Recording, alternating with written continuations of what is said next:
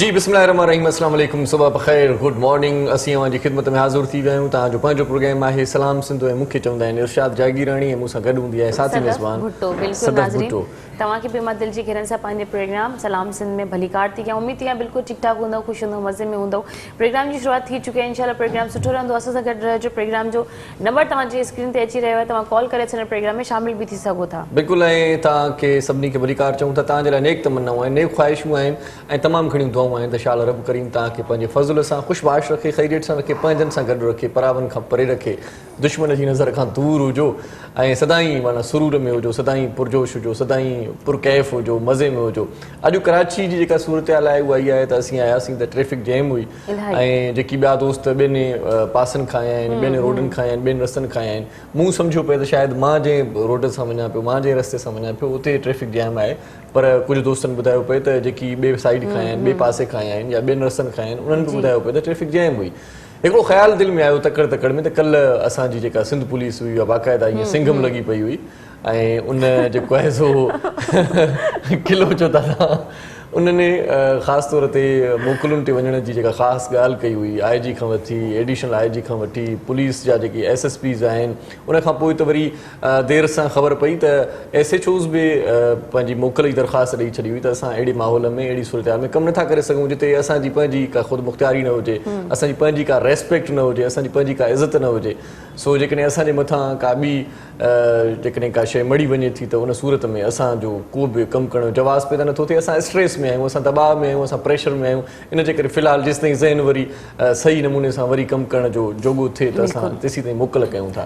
इहो सॼो कल्ह खां वठी 6-7 बजे खां वठी 8-9 वॻे ताईं 2-3 कलाक इहो मीडिया ते गर्दिश कंदियूं रहियूं इहे ख़बरूं, सोशल मीडिया ते ख़ासि तौर ते। ऐं पोइ हिकिड़ो सुठो मौक़ुफ़ वरी ॿीहर आयो ऐं असांजे आर्मी चीफ बाजवा साहिबु जॾहिं IG साहिब सां फ़ोन ते राब्तो कयो, बिलावल भुट्टो ज़रदारी सां फ़ोन ते राब्तो कयो ऐं बिलावल भुट्टो ज़रदारी प्रेस कॉन्फ्रेंस में तव्हां ॾिठी पए, उन बि इहे ई ॻाल्हियूं कयूं ऐं पुलिस सां हिमायत जो ऐलान बि कयो। बिलावल भुट्टो ज़रदारी साहिबु IG साहिब जे घर बि वियो हमदर्दीअ तौरु ऐं उते बि उन्हनि खे यकीन दयानी कयूं त तव्हांजी रिट क़ाइमु कई वेंदी ऐं सिंध हुकूमत पंहिंजी रिट बि क़ाइमु कंदी।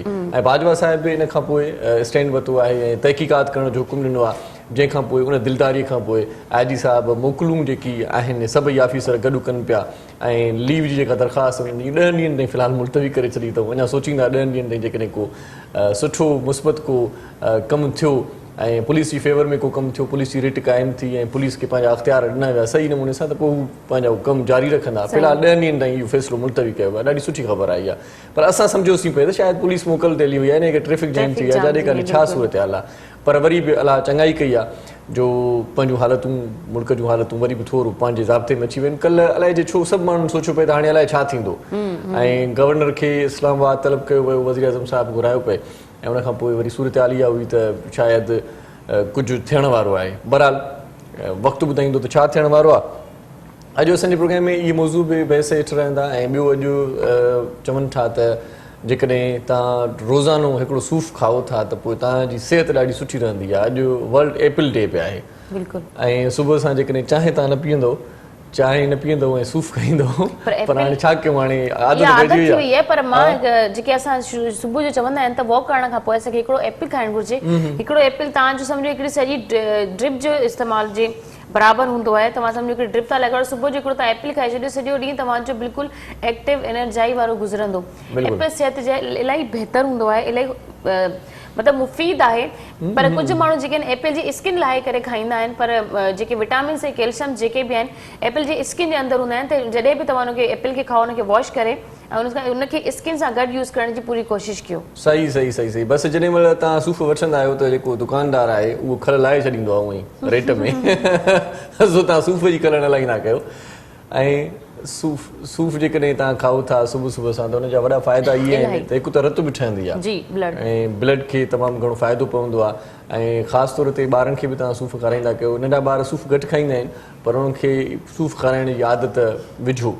ऐं तव्हां पाण बि सुबुह जो जेकॾहिं डेली सुबुह जो चवनि था नेरनि जेको सूफ़ खाइजे त सूफ़ हूअं बि खाइजे, ईअं न आहे त पाण चऊं था रुॻो सुबुह जो ई खाओ, मंझंदि जो खाओ, राति जो खाओ, जंहिं महिल तव्हांजी दिलि चवे, पर सुबुह जो खाइण सां, निहार मुंहुं खाइण सां थोरो फ़ाइदो पवे थो सूफ़ खाइण जो। इलाही फ़ाइदो आहे एपल में। बिल्कुलु, जेकॾहिं तव्हां पंहिंजो चहिरो बि सूफ़ वांगुरु ईअं ॻाढ़ो शादाब करणु चाहियो था त पोइ सूफ़ खाईंदा कयो, रतु पंहिंजी ठाहींदा कयो, चुस्त रहंदा कयो, मां नाज़रीन खे हिन एप्पल जे बारे में हिकिड़ी ॿी बि ख़ासि ॻाल्हि ॿुधाईंदी थी वञा। जीअं असांजा सियारा शुरू थींदा आहिनि त तव्हांखे ख़बर आहे हर साल डेंगी जे माण्हू जेके इलाही तादाद में अची वेंदा आहिनि।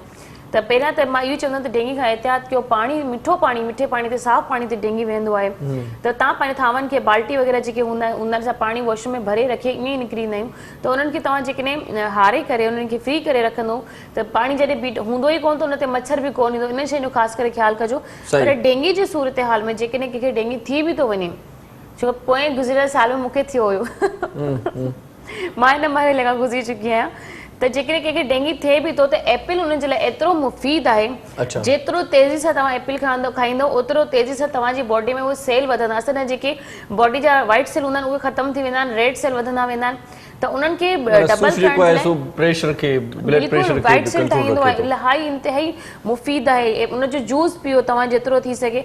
असां ॿाहिरि दॿे वारा डॉक्टर्स त ख़ैर ॿाहिरि दॿे वारा ई लिखी ॾींदा आहिनि त ॿाहिरि जो तव्हां एप्पल जो कहिड़ो बि जूस पीओ पर एप्पल जो पीओ, उन सां जल्दी तव्हांजा सेल ठहंदा। सूफ़ खाओ पर वरी ॿी कम जी ॻाल्हि बि ॿुधायूं त पाण जेको ख़ासि तौर ते खाधनि में लूणु इस्तेमालु कंदा आहियूं, तव्हां उनजी चकास कयो आहे त चकास उनजी कराई आहे चकास तव्हां उनखे करे ॾिसो ऐं तव्हां जेकॾहिं आयोडीन मिलियल जेकॾहिं लूणु इस्तेमालु कंदो त उहो तव्हांजी सिहत जे लाइ तमामु घणो फ़ाइदेमंद आहे। विच में टीवी ते बि कमर्शियल ईंदा हुया, इश्तिहार ईंदा हुया, असांखे बाक़ाइदा यादि आहे त आयोडीन जेको मिलियल लूणु आहे उहो फ़ाइदेमंद आहे। आयोडीन जो बि अॼु ॾींहुं आहे, आयोडीन मिलियल जेकॾहिं पाण लूणु इस्तेमालु कयूं था त इहा पंहिंजी सिहत लाइ तमामु घणी फ़ाइदेमंद ॻाल्हि आहे।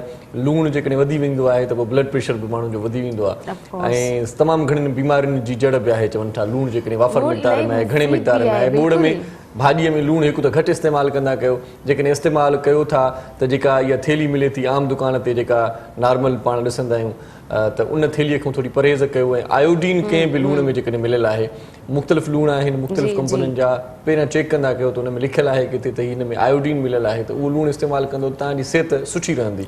आयोडीन हिकिड़ो माण्हू जो हे चवंदा न त हिकिड़ी ब्रांड जो नालो आयोडीन, आयोडीन नालो न, आयोडीन हिकिड़ी प्रोटीन आहे जेकी असांखे अंदरां कुवत ॾींदी आहे, असांखे ताक़त ॾींदी आहे, असांजे हॾियुनि खे मज़बूत कंदी आहे, असांजे ब्लड प्रेशर खे कंट्रोल में बि रखंदी आहे। लूण जी कोशिशि कयो घटि खां घटि ई खाइणु घुरिजे, पर जेकॾहिं कंहिं बोड़ में कंहिं खाधे में लूणु न हुजे त असांखे मज़ो बि न ईंदो आहे।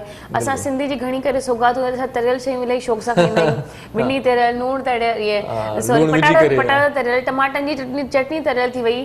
असां इवन मुर्गी जे बोड़ जे पसंदि खां वधीक असां चवंदा मुर्गी तरे खाराए छॾियो। सुबराल लूणु घटि इस्तेमालु कयो ऐं जेके तव्हांजा बुज़ुर्ग आहिनि घरनि में उन्हनि खे त बिल्कुलु ई घटि ॾियो ऐं जेके थोरा घणो बीमार रहनि था उन्हनि खे बिल्कुलु बि लूण खां थोरो एहतियात करणु घुरिजे। अॼु असांजे लीजेंड अदाकार शहबाज़ दुरानी साहिब जी अॼु 3 वरसी बि आहे। उनजी 3 वरसीअ जे मौक़े ते असां तव्हांखे ॿुधाइणु चाहियूं था त शहबाज़ दुरानी सिंध टीवी सां तमामु घणो अरसो कमु कयो, सिंध टीवी सां उनजो तमामु घणो ॻांढापो, सिंध टीवी ते उन तमामु घणा ड्रामा कया, सिंध टीवी तरफ़ां उनखे अवॉर्ड बि ॾिना विया। ऐं शहबाज़ दुरानी ख़ासि तौर ते जेकी फिल्मी या ड्रामनि जी जेका ॻाल्हि कयूं त उन कैरियर में तमामु घणो कमु कयो ऐं असांखे तमामु घणियूं फिल्मूं बि सुठियूं ॾिनियूं। ख़ासि तौर ते जेकॾहिं पाण फिल्मुनि जो ज़िक्र कयूं त पश्तो फिल्म बि उन में शामिलु थिए थी, पश्तो फिल्मुनि में उन कमु कयो, उर्दू फिल्मुनि में उन कमु कयो ऐं पाण वटि सिंधी ड्रामनि में उन कमु कयो। PTV ते उनखे अब्दुल करीम बलोच साहिबु 1970 में मुतारिफ़ करायो हुयो। उनखां पोइ धड़ाधड़ उन तमामु घणा ड्रामा कया। मूंखे यादि आहे त अली बाबा जो हिकिड़ो ड्रामो हूंदो हुयो जंहिंजो नालो मौत हुयो, उन में बि उनजो हिकिड़ो मरकज़ी किरदारु हुयो, क़दावर शख़्सियत जो मालिक हुयो। ऐं तमामु घणा जेकी अॼुकल्ह जेकी स्टाइलिश तव्हां अदाकार ॾिसो था ऐं तव्हां उन्हनि खे ॿियनि अदाकारनि खां थोरो मुनफ़रिद ॾिसो था त उनजो सबबु इहो आहे त उहे शहबाज़ दुरानी साहिब जा शागिर्द आहिनि ऐं शहबाज़ दुरानी साहिब खे उन्हनि फॉलो कयो आहे।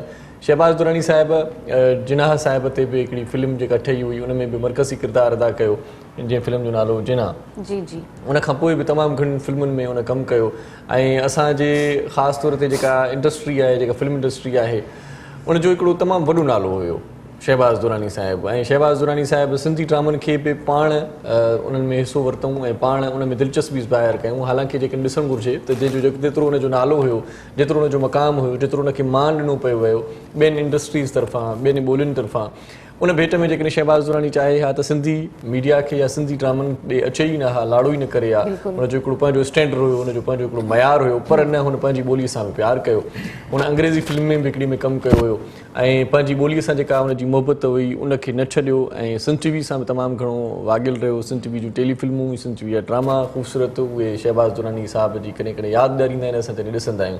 मूंसां बि उनजी तमामु घणी मुहबत रही ऐं शफ़क़त रही, हिकु ॿ भेरा कंहिं प्रोग्राम में हुनजो इंटरव्यू करण जो बि इतफ़ाक़ थियो। पाण ॾाढा नफ़ीस माठीणा ऐं अकुल ऐं इल्म जूं ॻाल्हियूं कंदड़ माण्हू हुया ऐं कंहिं बि क़िस्म जी फज़ूल गुफ़्तगू खां परहेज़ कंदा हुया ऐं तमामु घणा मोहबत ॾींदड़ माण्हू हुया।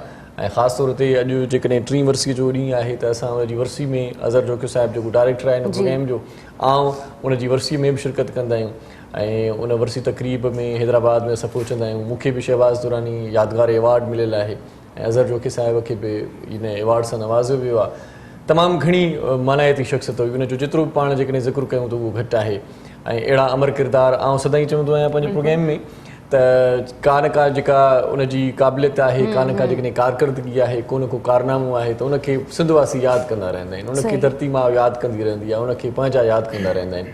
सो शहबाज़ दुरानी साहिब खे असीं यादि कंदा रहंदासीं। शहबाज़ दुरानी साहिब जी अॼु वर्सीअ जो ॾींहुं आहे, उनखे असां ट्रिब्यूट पेश करण जे लाइ कुझु ॻाल्हियूं कयूंसीं ऐं असां कोशिशि कंदासीं त जेकी बि असांजा लीजेंड आहिनि, जेकी बि असां खां विछड़ी विया आहिनि, जेकी बि असांखे छॾे विया आहिनि ऐं जिन पंहिंजनि ड्रामनि ते, सिंधी ड्रामनि ते पंहिंजो असरु छॾियो आहे, उन्हनि खे असां हमेशह यादि कंदा रहूं। सो अॼोके प्रोग्राम में तमामु घणा ॿिया रंग बि आहिनि, मौसीक़ी बि ॿुधंदासीं, मोज़ज़ महिमाननि सां कचहरी बि कंदासीं। सभ खां पहिरियां जंहिं शख़्सियत जो आउं तव्हां सां तारुफ़ करायां थो, पाण सुठी तर्जयानिगारी कंदा आहिनि मुख़्तलिफ़ मामलनि ते उन्हनि जी करड़ी अखियूं हूंदी आहे। सो उन महिमान खे असां मुतारिफ़ करण खां अॻु में अञा पाण खे हिकिड़ी ॻाल्हि करणु घुरिजे, उहा सुठी ऐं मिठी ॻाल्हि हूंदी आहे। जी बिल्कुलु ख़बर अथव कहिड़ी हूंदी आहे? बिल्कुलु यादि अथव? मोरो मोरो मोरो मोरो। सो सभ खां पहिरियां असां मिठी ॻाल्हि कंदासीं, सुठी ॻाल्हि कंदासीं, छो त प्रोग्राम जी इब्तिदा सुठी थियणु घुरिजे, सवण सुठो हुजणु घुरिजे। कैडबेरी जो मोरो मार्केट में मौजूदु आहे, ॾाढो सुठो चॉकलेट आहे ऐं 20 रुपयनि जो आहे, लज़ीज़ आहे, मज़ेदार आहे। ॿारनि खे खारायो, पाण खाओ, पंहिंजनि प्यारनि खे खारायो, ईंदड़ महिमाननि खे खारायो, गिफ्ट ॾियो कंहिंखे, तोहफ़ा खणी वञो, पॉकेट पूरो उनखे ॾेई छॾियो ऐं मोहबत भरियो तोहफ़ो आहे। तोहफ़ा ॾियणु हूअं बि सुनत में शामिलु आहे, तोहफ़े ॾियण सां हूअं बि मोहबत वधंदी आहे, पर जेकर तोहफ़ो को मिठो हुजे ऐं का खाइण वारी शइ हुजे त पोइ छा ॻाल्हि कजे। कैडबेरी जो मोरो मार्केट में मौजूदु आहे। कैडबेरी मोरो जेको क्रीम वारो चॉकलेट आहे ऐं परफेक्ट कम्बो आहे ऐं टेस्ट जो जेको आहे सो ॾाढो ज़बरदस्त आहे। टेस्ट हिन में ॾाढी ज़बरदस्त आहे, पावर पंच आहे ऐं कॾहिं कॾहिं पाण फील कंदा आहियूं त ॻाल्हाए जीअं फ्लो में ॻाल्हाए माण्हू थकिजी पवंदो आहे या को कमकार कंदे थकिजी पवंदो आहे, एनर्जी जेकॾहिं पंहिंजी डाउन थियणु शुरू थी वञे त इन सूरत में बि पाण कैडबेरी मोरो खाई सघूं था।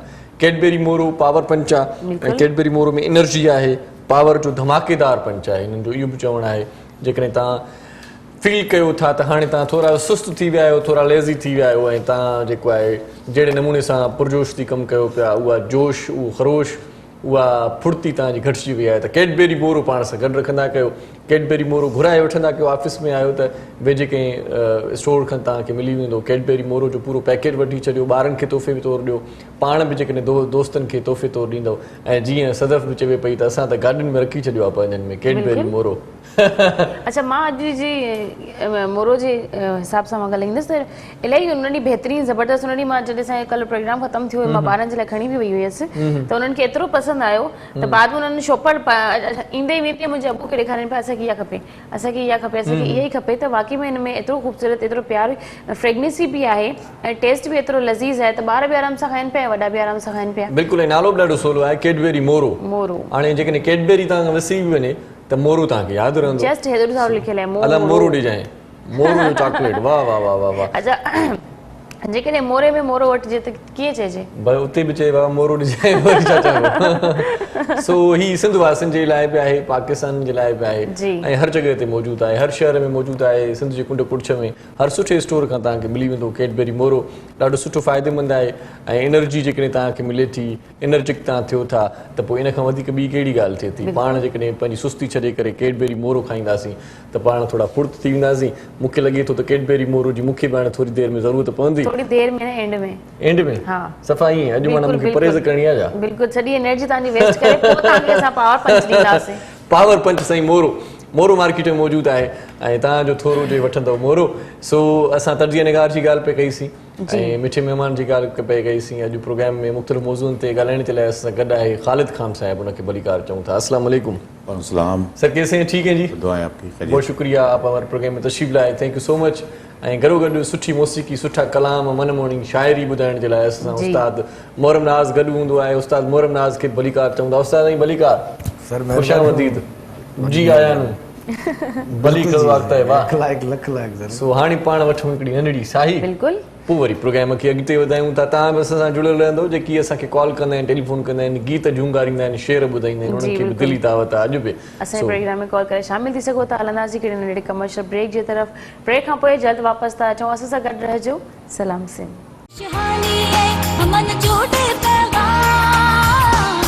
मुझे सिंध के सलाम सलाम शहानी है अमन जोड़े पैगाम मुझे सिंध के सलाम सलाम जी भलीकार चऊं था तव्हांखे पंहिंजे प्रोग्राम सलाम सिंध में वेलकम ख़ुशि आमदीद ऐं उमेदु आहे तव्हां अॼोको प्रोग्राम बि ॾाढो सुठो ऐं सुहिणो असां पेश करण जी कोशिशि कंदासीं इन सुठे ऐं सुहिणे प्रोग्राम खे तव्हां ॾिसण जी भरपूर कोशिशि कंदव असां सां जुड़ियल रहंदव। तब्दीली अची वई आहे अलाए छा थी वियो आहे मुल्क में ख़बर ई नथी पए ऐं असां वटि त ईअं थिए थो त हिकु कलाक खां पोइ जेकॾहिं पाण सॼो सिस्टम जेकॾहिं पाण बंदि करे रखूं था फेसबुक बंदि करे रखूं था टीवी बंदि करे रखूं था या कंहिं सां ॻाल्हायूं कोन था हिकु कलाक खां पोइ जेकॾहिं फेसबुक ऑन कयूं था टीवी खोलियूं था सॼे मुल्क जो सिनेरियो चेंज थो थी वञे। माना हिकु कलाक खां पोइ वरी मुल्क सॼो हेॾे होॾे थो थी वञे ख़बर नथी पए त छा थियण वारो आहे छा थींदो। नयूं नयूं अपडेट्स आहिनि तब्दीली बहरहाल अचे थी पोइ कहिड़े बि नमूने सां अचे थी ऐं तब्दीली का ॿी बि अची वई आहे। जी बिल्कुलु तब्दीली जवल सां ॿुधाईंदी आहियां। तब्दीली त ईंदियूं वेंदियूं रहंदियूं आहिनि। हिकिड़ी नई तब्दीली आई आहे त 45 इयर्स फेयर एंड लवली जी जेकी ब्रांड हुयो जेको हुनजो नालो हुयो उन्हनि हाणे पंहिंजो नालो चेंज कयो आहे।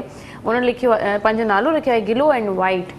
वाह गिलो एंड लवली ज़बरदस्त गिलो एंड लवली नालो ऐं इलाही ख़ूबसूरत प्यारो नालो बि आहे। मां हिन ते थोरो गुफ़्तगू करणु चाहींदसि पंहिंजे व्यूअर्स सां जेके असांजूं जेकी छोकिरियूं आहिनि जेके अक्सर त उन्हनि जे चेहरे ते डॉग सर्किल वग़ैरह थी वेंदा आहिनि चेहरे ते पिंपल्स अची वेंदा आहिनि ऐं इलाही परेशान बि हूंदियूं आहिनि पर मां उन्हनि खे हिकिड़ो पंहिंजो टाइम पीरियड ॿुधाइणु चाहींदसि जेकॾहिं तव्हां 15 ॾींहं कंटिन्यू तव्हांखे फेयर एंड ग्लो खे इस्तेमालु कंदो गिलो एंड लवली वाह नालो ई तव्हां ॾिसो न गिलो एंड लवली ऐं चेहरे ते जेसिताईं कंहिंजे चेहरे ते ग्लो न हुजे मज़ो न ईंदो आहे।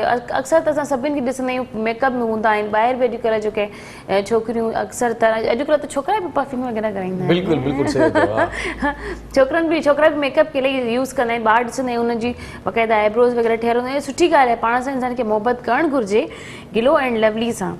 तव्हां इनखे ज़रूरु इस्तेमालु कयो ज़रूरु यूज़ कयो ऐं हिकिड़ी ॿी ॻाल्हि बि मां कंदी हलंदसि त कामयाबी ऐं सलाहियतूं रंग खे डिपेंड कोन थियूं कनि। जेकॾहिं तव्हांजा कामयाबी आहे कामयाबु तव्हां थी सघो त तव्हांजे अंदरि उहे सलाहियतूं आहिनि तव्हांजे अंदरि उहे हौसला आहिनि उहे हिमत आहे उहा ताक़त आहे। ॿाहिरि जे माण्हू पंहिंजी इन्हनि ख़ूबसूरती न हुजण जे वजह सां पंहिंजे कारे रंग हुजण जे वजह सां या सावले रंग हुजण जे वजह सां उहो सोचंदा त अलाए इहा असां सां ॻाल्हाईंदी अलाए न ॻाल्हाईंदी अलाए असां रिश्तो मोकिलियूं क़बूल थींदो अलाए न थींदो या मां कुझु अहिड़ा बि मीडिया में ॾिठा आहिनि त तव्हां सां बि थियो हूंदो मे बि शायदि मूंसां त इहा अक्सर थींदो हुयो।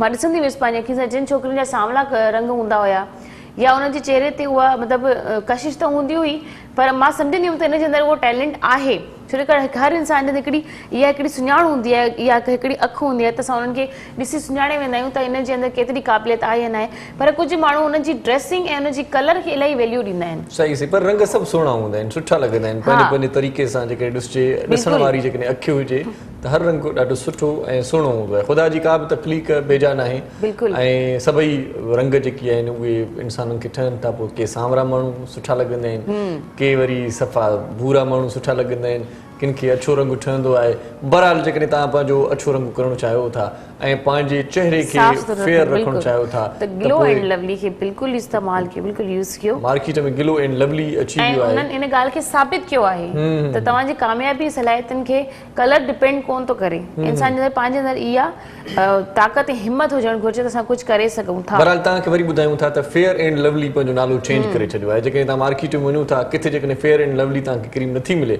अञा आहे मार्केट में उन नाले सां बि पर जेकॾहिं किथे तव्हांखे नथी मिले फेयर एंड लवली तव्हां परेशान थियो त हाणे इहा क्रीम काॾे वई आहे मार्केट में गुम थी वई आहे छा या बिल्कुलु बि गुम न आहे थी। फेयर एंड लवली वारनि पंहिंजो नालो तब्दील कयो आहे ऐं उन्हनि पंहिंजो नालो हाणे छा रखियो आहे गिलो एंड लवली। सो गिलो एंड लवली जेकॾहिं तव्हां वठो था ॿ टे ॾींहंनि खां हिन जी तारीफ़ एतिरी मतिलबु मां कई बि आहे मां ॿुधी बि आहे मां पाण यूज़ बि कंदी आहियां हिन शइ खे पर हाणे मां सोचां थी मां मज़ीद अञा पंहिंजी दोस्तनि खे बि हिन शइ जे लाइ एडवाइस ॾियां जेके बि हिन वक़्तु असांखे स्क्रीन ते ॾिसी रहिया आहिनि तव्हां सभिनि खे मुंहिंजी तरफ़ां रिक्वेस्ट आहे जेके चाहिनि त असांजे चेहरे जे मथां छायूं ख़तम थी वञनि फ्रेशनेस हुजे ग्लो हुजे। ग्लो जो मतिलबु इहो हूंदो आहे तव्हांजे चेहरे जे मतिलबु शाइन हूंदी आहे जॾहिं तव्हां खिलंदा आहियो तव्हांजे चिक्स चमकंदा आहिनि तव्हांजे नोज़ ते हल्की फुल्की शाइन हूंदी आहे ऐं तव्हां पंहिंजी इलाही केयर कंदा आहियो पाण सां मोहबत आहे जेकॾहिं त पंहिंजे पर्स में ग्लो एंड लवली जो बिल्कुल इस्तेमाल रखो उनखे ज़रूर रखो पाण बिल्कुल सां तव्हांजी ख़ूबसूरती जो राज़ बि इहो ई आहे मुंहिंजे ख़्याल में, ईअं न? कॾहिं कॾहिं सच ॻाल्हाईंदी आहियां मां, आहे मूं वटि बि आहे ग्लो एंड लवली। सो बहरहाल मुअज़्ज़िज़ महिमान ख़ालिद ख़ान साहिब सोचींदो हूंदो त असां जेको पंहिंजी ॻाल्हि न कयूं।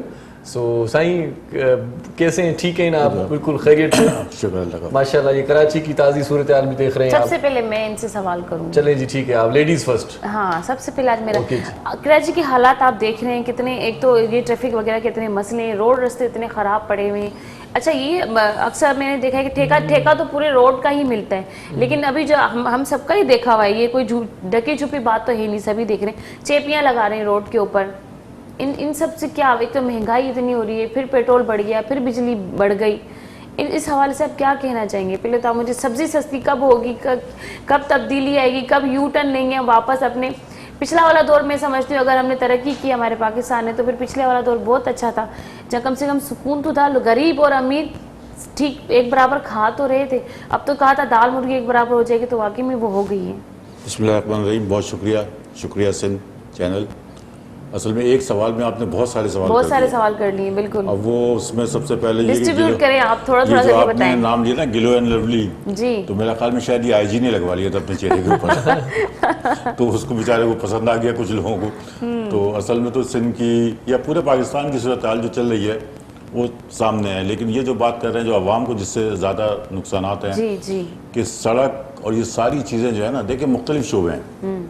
अब सड़क के ऊपर एक तो वो है जो सड़क जिन्होंने बनाई है, फिर वहाँ पे जा रही हैं आपकी सेवरेज की लाइनें जा रही हैं, फिर वहाँ पानी की लाइनें जा रही हैं, फिर मुख्तलिफ और जो है मतलब जिससे कहना चाहिए कि सर्विसेज हैं वो काम कर रही हैं। तो आप जगह जगह देखें जो सबसे बड़ा नुकसान हो रहा है वो सेवरेज से हो रहा है। यानी सेवरेज ने इतना, आज मैं जब आ रहा था जौहर से निकला हूँ, पूरा रोड जो है कि इसका वो सिविक सेंटर बल्कि आगे तक जो है कि इसका ब्लॉक था। अब मैंने कहा शायद ये पुलिस वालों की हड़ताल चल रही है तो ये जो है कि इसके वजह से, लेकिन जगह जगह ये सेवरेज था जिसने के मतलब ये कि इसको रोका हुआ था। अच्छा, हो ये रहा है कि अगर ये काम भी कर लेना कि चलें जहाँ जहाँ सड़क खुदी हुई है, जहाँ पे टूट गई है, जो है उसमें थोड़ी सी जो पेवनकारी करते हैं, अगर वो भी कर दें तो मैं कहता हूँ कई जगहों पे ट्रैफिक रवानी से चलने लगे। लेकिन ऐसा भी नहीं हो रहा है। अच्छा, खुदा पड़ा है, खुदा लाइनें डाल दी हैं वो मतलब ट्रैफिक उस जगह पे जाके इतने उसमें जब रुकता है तो एक लंबी लाइन पीछे लग जाती है, चाहे वो 5 मिनट तो क्या 3 मिनट भी रुके तो पीछे लग जाती है। कराची में बहुत तो ये चीज़ जो है ना इसने अजियत दी हुई है, जिसका मैं समझता हूँ कि हुकूमतों की तब्दीली उससे कोई ताल्लुक नहीं है, ये इदारों का काम है।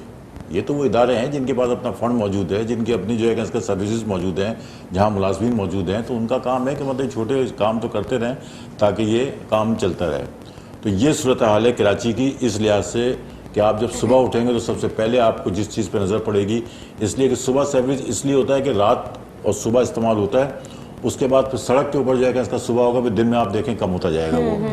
तो ये है कि सुबह का वक्त ऐसा है कि जाना भी जल्दी है, आप जरूरी सब पहुंचना भी है। और फिर आपको जिस तरह अभी मतलब वो थी कि सुबह उठना एक तो लोगों के लिए जब सो रहे हैं 2 बजे 2:30 बजे तो क्या जल्दी उठेंगे, मतलब किसी को टाइम पर अगर पहुंचना है तो वो फिर दुश्वारी का टाइम से पहले निकले है। वो टाइम कितना पहले निकले ट्रैफिक में फंस जाने, ट्रैफिक में फंस जाने का कोई टाइम नहीं है। अगर एक स्लो अंदाज में ट्रैफिक चल रहा है ओके ठीक है, आदमी चलता रहेगा पहुंच जाएगा।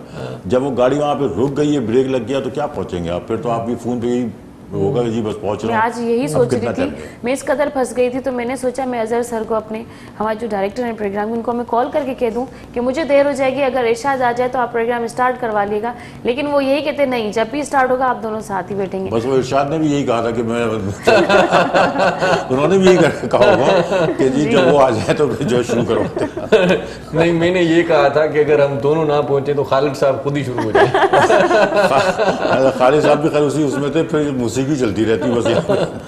चलें जी, अल्लाह ताला बेहतर करे, दुआ कर सकते हैं कि जो कराची के हालात हैं तो इसके अंदर एक अच्छे मतलब उसमें कम से कम सर्विसेज, बिग सिटी है कराची है, इंटरनेशनल शहर है। लेकिन इंटरनेशनल शहर है, मैं इस पे आपको आपके इस बात पे एक जवाब दूंगी कि बाहर मुल्क था, मैं उसका नाम अभी शो नहीं करना नहीं बताऊंगी, वहाँ पे एक रोड पे खड़ा हो गया था तो काफ़ी गाड़ियाँ वहाँ से जा रही थी तो थोड़ा सा उनको तकलीफ होती जा रही है आने जाने में। सिर्फ एक छोटे से खड्डे की वजह से जो हम लोग जो अभी गाड़ियाँ हमारी रोड पे चल रही होती हैं, हम उसका टैक्स भी दे रहे होते हैं, हम उसकी पेमेंट भी कर रहे होते हैं कि हम रोड पे गाड़ी चला रहे हैं, हम उसकी पेमेंट करते हैं। आपको पता है हम सालाना, या आप हर महीने दे दो या आप सालाना उसकी हम अपनी पेमेंट करते हैं। तो उन्होंने जब वहाँ पे जब वो वहाँ से खड्डे से जितनी भी वहाँ से गाड़ियाँ जा रही होती थी, रोज़ाना का जो उनका मरहला था, उन लोगों ने उसी सालाना पैसों के अंदर से जब 1 महीना पूरा हुआ और वो खड्डा भर गया, उसका काम कंप्लीट हो गया, तो उन लोगों ने उन सबको कॉल करके कहा कि आप 1 महीने से यहाँ से तकलीफ से गुजर रहे थे, माजरत के साथ हम ये आपको पैसे दे रहे हैं, मतलब ये आपको हम पैसे दे रहे हैं इस वजह से दे रहे हैं कि आपको तकलीफ हुई है, आपकी गाड़ी यहाँ से थोड़ा मुश्किल से गई, आपको टाइम का लेट हुआ, आपका टाइम का नुकसान हुआ। लेकिन हमारे पाकिस्तान में कदर ही नहीं है किसी चीज़ की। हमारे पाकिस्तान में जो चीज़ है ना, आपने अगर एप्लीकेशन देंगे भी कि यहाँ पे ये कर दें तो उल्टा आप ही को कुछ देना पड़ेगा, फिर आके वहाँ पे काम होगा। मतलब ये पाकिस्तान पूरा पाकिस्तान की। और जिस तरह से हमारे यहाँ होता है बिजली का ट्रांसफार्मर अगर जल जाता है तो सारा मोहल्ला पैसे जमा करके उसको करता है। जबकि हम देखो कि केसी का काम है, हम उनको पेमेंट करते हैं, उनका काम है कि वो आके PMT लगा के जाएं। तो इशारा भाई बात यह है कि कराची या पूरे पाकिस्तान बल्कि कराची के जो हालात हैं, मतलब जो जिस मुकाम पर हैं, ये अब तो ऐसा लग रहा है कि जैसे पाकिस्तान के हालात और कराची के हालात अवाम नहीं इसको ख़राब कर रहे हैं, इसको ख़राब तो करने वाले अब कुछ और ही लोग हैं। यार बहुत बड़ी बात है कराची के अंदर जो अभी वाक़या हुआ है, यानी आप इस चीज़ का अंदाज़ा करें कि कम वाक़या ये क्या, ये एक बनाना स्टेट है क्या ये? मतलब जिस तरीके से कि आप अब कराची, मतलब कराची से मुराद सिंध के अंदर, मैं अभी देख रहा था रात को बड़ी देर से, मुझे भी पता चला इसका। तो जब मैं टिकट देख रहा था तो उसके अंदर मीरपुर खास, नवाब शाह, थरपारकर, सिंध, तमाम जितने SHO हैं, जितने DSP हैं, सब जो है कि इसका छोड़ रहे हैं। यार ऐसे थोड़ी छोड़ देंगे, वो नौकरी करने आए हैं, वो मतलब ये जो इस जगह पर पहुंचे हैं, इस मेहनत करके पढ़ लिख के उन्होंने जो है कि इस मुकाम पे पहुंचे तो ऐसे छोड़ देंगे। आज आके हुकूमत के हुक्मरान जिस तरीके से बैठ के जो झूठ मक्कारी, मतलब मैं माजरत के साथ कहता हूँ कि इतना झूठ आगे चैनलों पे बोलते हैं कि जी आप ये बताएं कि ये कैसे हुआ। भाई ये देखो कि क्यों हुआ, जितना हुआ, जो कुछ हुआ, जिस तरीके से हुआ, क्या IG झूठ बोलेगा? किसी की हिम्मत है कि इस टाइम जो है कि इसका इदारों के ख़ास तौर से हमारे मौजूद इदारे हैं वो, मतलब फ़ौज का इदारा हो, पुलिस का इदारा हो, कोई भी इदारा हो, ये हमारे मुल्क के इदारे हैं, हम इनके ख़िलाफ़ क्यों मतलब गैर ज़रूरी बोलेंगे? लेकिन जब इस सतह के ऊपर से आवाज़ उठ रही है तो आप अंदाज़ा लगाएं कि कुछ ना कुछ तो हुआ है ना। आप इस बहस में पड़ जाएं कि कायदे आज़म के मज़ार पे ये हुआ, ठीक है आप पनिश करें कानून के मुताबिक जो होता है, कोई मना थोड़ी करेगा। लेकिन वहाँ की हुकूमत से मशवरा करना चाहिए, लेकिन जो करने वाले वो करें, को इन्वॉल्व करना चाहिए। बात ये कहाँ की है कि जी आपका अपना इदारा ये मौजूद है, आप बाहर जाके किसी फर्द को पकड़ के ला के यहाँ पे बंद कर दें और उससे जो है कि इसका जैसा चाहे वो उड़ाते रहें, तो ये कौन सा कानून होगा? बात ये है कि जिनको जो करने का काम है वो करेंगे, मतलब क्यों नहीं करेंगे वो? मतलब कायदे आज़म सबके हैं, कायदे आज़म किसी एक का नहीं है, कायदे आज़म के वफादार कुछ लोग नहीं बने। कायदे आज़म जो है गरीब का भी है, अमीर का भी है, सिंध का भी है, पंजाब का भी है, बलूचिस्तान का भी है, सबका है, पूरे पाकिस्तान IG का भी है और पुलिस का भी है और तमाम सियासी पार्टियों का है। कल से एक अलग सा नारा लग रहा है, कल से एक अलग स्लोगन दिखाई दे रहा है, पढ़ते रहते हैं सोशल मीडिया पर भी। पहले तो था वोट को इज्जत दो, वो भी बरकरार है, लेकिन अब है कि वर्दी को इज्जत दो। बस अब वर्दी अब वही है ना कि मतलब यही नारा, चलो इसी पे इत्तेफाक कर लेंगे वर्दी को दो, तो वो भी यही आ जाएगा कौन सी वर्दी को जो इज्जत देनी है, क्या करनी है। वर्दियां तो बहुत रिस्पेक्ट सबकी होनी चाहिए, सबकी होनी चाहिए, असल में बात जो तमाम की होनी चाहिए, जो इदारे हैं वो अपने काम कर रहे हैं। लेकिन ये वाकयात या इस किस्म के वाकयात मेरे समझ नहीं आता कि सोचने वाले लोग हैं, मुल्क को 70 साल से चला रहे हैं, फिर दुनिया के अंदर जो है कि इसका एक जो उनके अपने प्यार है और जो राब्ते हैं वो बताते हैं कि मतलब हुकूमतें कैसे चलती हैं, हुकूमत के क्या तरीक़ेकार हैं, वो सब सारी इन मामलात से आगाह हैं। क्या इस तरीके से अवाम के अंदर वो अपनी मोहब्बत को उजागर कर सकेंगे, या जो मोहब्बत कूट कूट के भरी हुई है उसको बरकरार रख सकेंगे? मतलब अब ये सवाल पैदा हो गया है सही कि अब जो है इस कौम के अंदर मोहब्बत है ना जी, हमें अवाम के अंदर ये भी सवाल पैदा हुआ है कि IG महफूज नहीं है या उसको भी अगर कोई लेके जा रहा है तो एक आम आदमी का क्या हाल? एक तरफ आप पुलिस को किसी भी उसको खड़ा करें IG को, और एक तरफ दूसरे इदारे के किसी को खड़ा करें, ज़्यादातर लोगों की हमदर्दी जाती है दूसरी तरफ। यही होता है ना कि नहीं यार पुलिस वाले तो यूं हैं यूं हैं यूं हैं, इसलिए कि हमारा रोज़ाना रब्ता होता है उनसे, वो हमारे साथ हैं, उनकी सर्विसेज ऐसी हैं। लेकिन इस वाक़े ने मैं समझता हूँ कि शायद पुलिस के अंदर हमदर्दी पैदा कर दी। पुलिस के अंदर जो है कि इसका जो पुलिस का जो मैं अभी देख रहा था, मैंने कहा कि IG ने तो जो है कि इसका इस्तीफे दे के वो तरीका इख्तियार किया है जो ट्रेड यूनियन के अंदर खामोश एहतजाज है, जिस तरह ट्रेड यूनियन के अंदर मजदूर जो है ना, यूनियनें जो होती हैं अपने चार्टर डिमांड को मंजूर कराने के लिए जो है कि इसका छुट्टियां ले लेती हैं और जो है कि इसका स्लो डाउन कर देते हैं काम, तो IG बेचारा उस मुकाम पर मजदूर के आ गया कि वो भी उसने भी ये करना शुरू कर दिया। बहुत बड़ी बात है ये यानी पर ये कल वो जो है ना वो पाकिस्तानियों ने स्टैंड लिया और ख़ासतौर पर सोशल मीडिया पर वो तो आईजी के फ़ोटोज़ लगे हुए थे, डीपीज़ लोगों ने चेंज कर दी, बड़ी मोहब्बत थी। बहरहाल मुहर्रम नाज़ साहिब असां सां गॾु आहे, मुहर्रम साईं खे बि ॿुधूं अॼु ऐं दिलि जी गहराइनि सां उथा गहराइनि सां साईं तव्हांखे दावत ॾियूं था कलाम जे लाइ। सो अलाए छा ॿुधाईंदव सुबुह सुबुह सां पहिरियों? साईं एजाज़ साईं जो आहे पंहिंजो सुफ़ी कलाम। वाह वाह वाह वाह कयो साईं। ऐं तईंदुसि पियो प्यारा तूं अचणु ॾे या न ॾे? वाह वाह दिलि जी ॻाल्हि करे छॾी अथव, वाह वाह। पंहिंजी ख़िदमत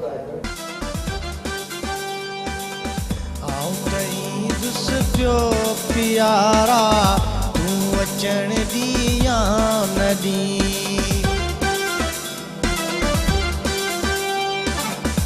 आऊं तई दुस पियो प्यारा तूं अचण दी या न दी दर झले बीहंदुस मां तुंहिंजो दर झले बीहंदुस मां तुंहिंजो तूं बीहण दी या न दी आऊं तई दुस पियो प्यारा तूं अचण दी या न दी आऊं तई दुस पियो प्यारा तूं अचण दी या न दी दर झले बीहंदुस मां तुंहिंजो दर झले बीहंदुस मां तुंहिंजो तूं बीहण दी या न दी आऊं तई दुस पियो प्यारा तूं अचण दी या न दी आऊं तई दुस पियो प्यारा तूं अचण दी या न दी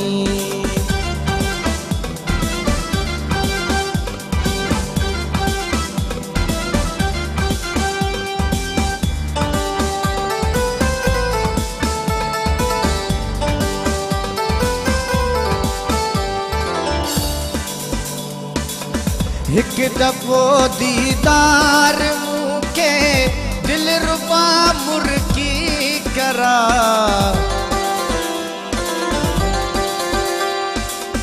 हिक दफ़ो दीदार मूंखे दिल रुबा मुर्गी करा देस पंहिंजे में मिठा पोइ तूं रहण दी या न दी देस पंहिंजे में मिठा पोइ तूं रहण दी या न दी दर झले बीहंदुस मां तुंहिंजो दर झले बीहंदुस मां तुंहिंजो तूं बीहण दी या न दी आऊं तई दुस पियो प्यारा तूं अचण दी या न दी आऊं तई दुस पियो प्यारा तूं अचण दी या न दी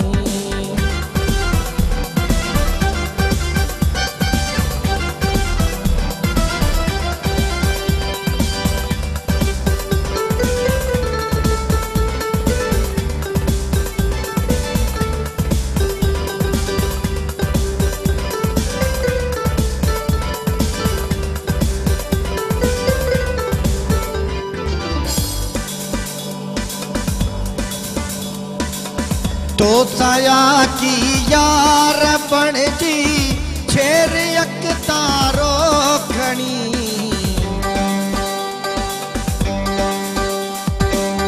तो साया की यार बण जी छेर यक तारो खणी नाचू थी तो दर अॻियां नाचू थी नचंदुस अॻियां तो नचण दी या न दी नाचू थी नचंदुस अॻियां तो तूं नचण दी या न दी दर झले बीहंदुस मां तुंहिंजो दर झले बीहंदुस मां तुंहिंजो तूं बीहण दी या न दी आऊं तई दुस पियो प्यारा तूं बीहण दी न दी आऊं तई दुस पियो प्यारा तूं अचण दी या न दी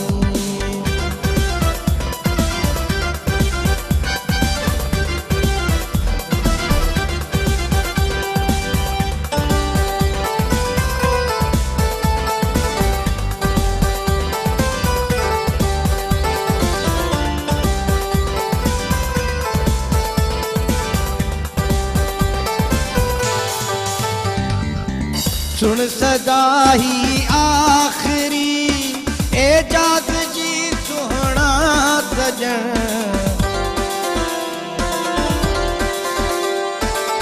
सुन सदा ही आखिरी एजाज जी सुहणा सजन रुख चुमण चाहियां थो तुंहिंजो तूं चुमण ॾींया नदी रुख चुमण चाहियां थो तुंहिंजो तूं चुमण ॾींया नदी दर चले बीहंदुस मां तुंहिंजो दर चले बीहंदुस मां तुंहिंजो तूं बीहण ॾींया नदी आऊं तई दुस पियो प्यारा तूं अचण ॾींया नदी आऊं तई दुस पियो प्यारा तूं अचण ॾींया नदी दर चले बीहंदुस मां तुंहिंजो दर चले बीहंदुस मां तुंहिंजो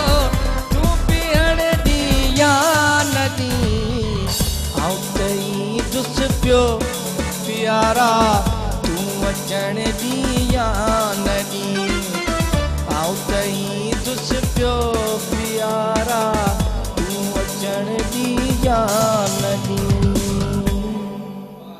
दुस पियो प्यारा तूं अचण ॾींहुं या न ॾींहुं मां त ब्रेक ते वेंदसि तव्हां वञणु ॾियो न ॾियो तूं वञण ॾींहुं या न ॾींहुं ईअं माना सफ़ा ईअं बिल्कुलु पोइ तव्हां भले वञो केरु थो रोकेव न ॾींहुं साईं खां वठूं गॾिजी नाज़रीन हलंदासीं ब्रेक जे तरफ़ ब्रेक खां पोइ जल्द वापसि था अचूं असां सां गॾु रहिजो ॾिसंदा रहो असांजो प्रोग्राम सलाम सिंध खुशहाली है अमन जोड़े पैगाम मुझे सिंध के सलाम सलाम सिंध खुशहाली है अमन जोड़े पैगाम मुझे सिंध के सलाम सलाम सिंध जी भलीकार चऊं था तव्हांखे पंहिंजे प्रोग्राम सलाम सिंध में ऐं रोज़ानी जी अख़बार मुंहिंजे हथनि में हिन वक़्तु कराची हैदराबाद सखर मां हिकु ई वक़्तु शाया थींदड़ हीअ अख़बार आहे रोज़ानी जी जल अॼु अरबा जो ॾींहुं 21 अक्टूबर 2020 बमुताबिक़ 3 रबीउल अवल 1442 हिजरी सिफ़ा 8 क़ीमत 20 रुपया हिन अख़बार जी ऐं जेका लीड ख़बर आहे उहा कलोकी सूरत हाल जे हवाले सां IGs जेकी मोकिलियूं दरख़्वास्तूं ॾिनियूं हुयूं ऐं कैप्टन रिटायर्ड सफ़दर जी गिरफ़्तारी खां पोइ पुलिस जेको दॿाउ वारो मामिलो उनखे रिपोर्ट कयो वियो आहे ऐं पुलिस जा जेके ऑफिसर आहिनि आला जेके ऑफिसर आहिनि उन सभिनी जा फ़ोटो बि लॻाया पिया आहिनि जिन मोकल जी दरख़्वास्त ॾिनी हुई ऐं वरी हेठि बि हिकिड़ी ख़बर लॻल आहे उन ई ख़बर जो जेको आहे सो पेशरफ़्त जेका थी IG सिंध मुश्ताक मर मोकल वारी दरख़्वास्त वापसि वठी छॾी इहा ख़बर पए जो की अख़बार में रिपोर्ट थियल आहे ऐं मुराद अली शाह साहिब जी ख़बर आहे त सिंध हुकूमत पारां कैप्टन रिटायर्ड सफ़दर जी गिरफ़्तारी साज़िश करार जांच लाइ वज़ारती कमेटी जोड़ण जो ऐलान ऐं इन खां सवाइ मरीम नवाज़ साहिबा जो बयानु साम्हूं आयो आहे त ज़ुल्म ऐं ॾाढ आॾो झुकण खां इनकार करण ते सिंध पुलिस खे सलाम आहे ऐं सिंध पुलिस सां हमदर्दी कल्ह सॼी सोशल मीडिया ते सभिनी सिंधियुनि कई पए पाकिस्तान कई पए ऐं कैप्टन सफ़दर पारां हर साल हाणे वरी उन चई छॾियो आहे त हर साल मां मज़ार क़ाइद ते पहुची करे मादरे मिलत जा नारा हणंदुमि ॻाल्हि आहे सिधी मज़ार क़ाइद ते मादरे मिलत ज़िंदाबाद जा नारा आया हिन में कहिड़ी ख़राबी आहे सफ़दर साहिबु चवे थो बिलावल भुट्टो ज़रदारी साहिब जो बयानु आहे त IG सिंध जे घर जो घेराव कंहिं कयो खेसि केरु खणी विया आर्मी चीफ ऐं DG IAS आहे इन हवाले सां जांच कनि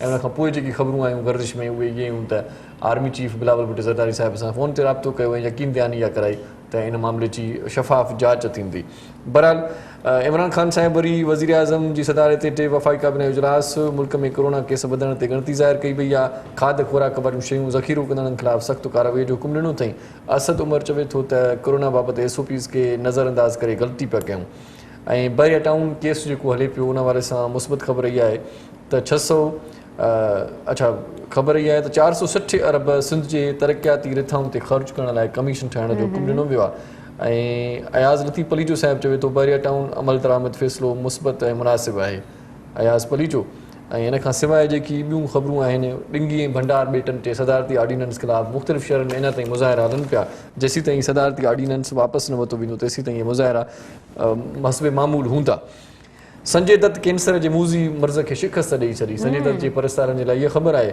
संजय दत्त सेप्टेंबर में ट्वीट जे ज़रिए पंहिंजे मैदान खे इतलाह ॾिनो त मूंखे कैंसर थी वियो आहे ऐं हाणे हुन जेको आहे ट्वीट छॾियो आहे त कैंसर जे मूज़ी मर्ज़ खे हुन शिकस्त ॾेई छॾी आहे हाणे चाक आहे हशाश पशाश आहे ऐं माहिरा ख़ान चवे थी ज़िंदगी जो सभ खां अहम सबक़ पंहिंजी वालिदा खां सिखियो। अॼोकी अख़बार में क्रिकेट जूं ख़बरूं पिया आहिनि, अॼोकी अख़बार में जीजल सितारा पिया आहिनि, तव्हांजो अॼोको ॾींहुं कीअं गुज़रंदो ऐं इन हवाले सां तव्हां पढ़ी सघो था। ऐं मुख़्तलिफ़ शहरनि में मिलाद जूं महफ़िलूं बि शुरू थी वियूं आहिनि, जशन बि शुरू थी विया आहिनि। वधीक ख़बरूं पढ़ण जे लाइ तव्हां रोज़ानी जीजल अख़बार पाण पढ़ो ऐं पंहिंजनि प्यारनि खे अपडेट रखो, उनखे पढ़ी ॿुधायो। रोज़ानी जीजल अख़बार। तव्हां असांजे प्रोग्राम में टेलीफोन बि कंदा आहियो ऐं असां सां मुहबत बि वंडींदा आहियो, प्यार वंडींदा आहियो, सिक ॾींदा आहियो, ॿुधाईंदा आहियो असांखे त असांजो प्रोग्राम तव्हांखे कीअं लॻंदो आहे, छा हुजणु घुरिजे ऐं छा न हुजणु घुरिजे। इन हवाले सां तव्हांखे अॼु कुर्ब जी कोछ ॾियूं था, सिक जो तव्हांखे सर ॾियूं था। उमेदु आहे तव्हां अॼु बि असांजो सर वरनाईंदो ऐं अॼु बि असांजी गुफ़्तगू में शामिलु थींदो ऐं अॼु बि असांखे ॿुधाईंदो त असां ॿई कीअं था लॻूं। मां इलाही ख़ूबसूरत थी लॻां। Thank U. इहो त ॾिसण वारा चवंदा, इहे त ॿुधाइण वारा चवंदा, पर ॿई सुठा लॻंदा हूंदासीं उमेदु आहे।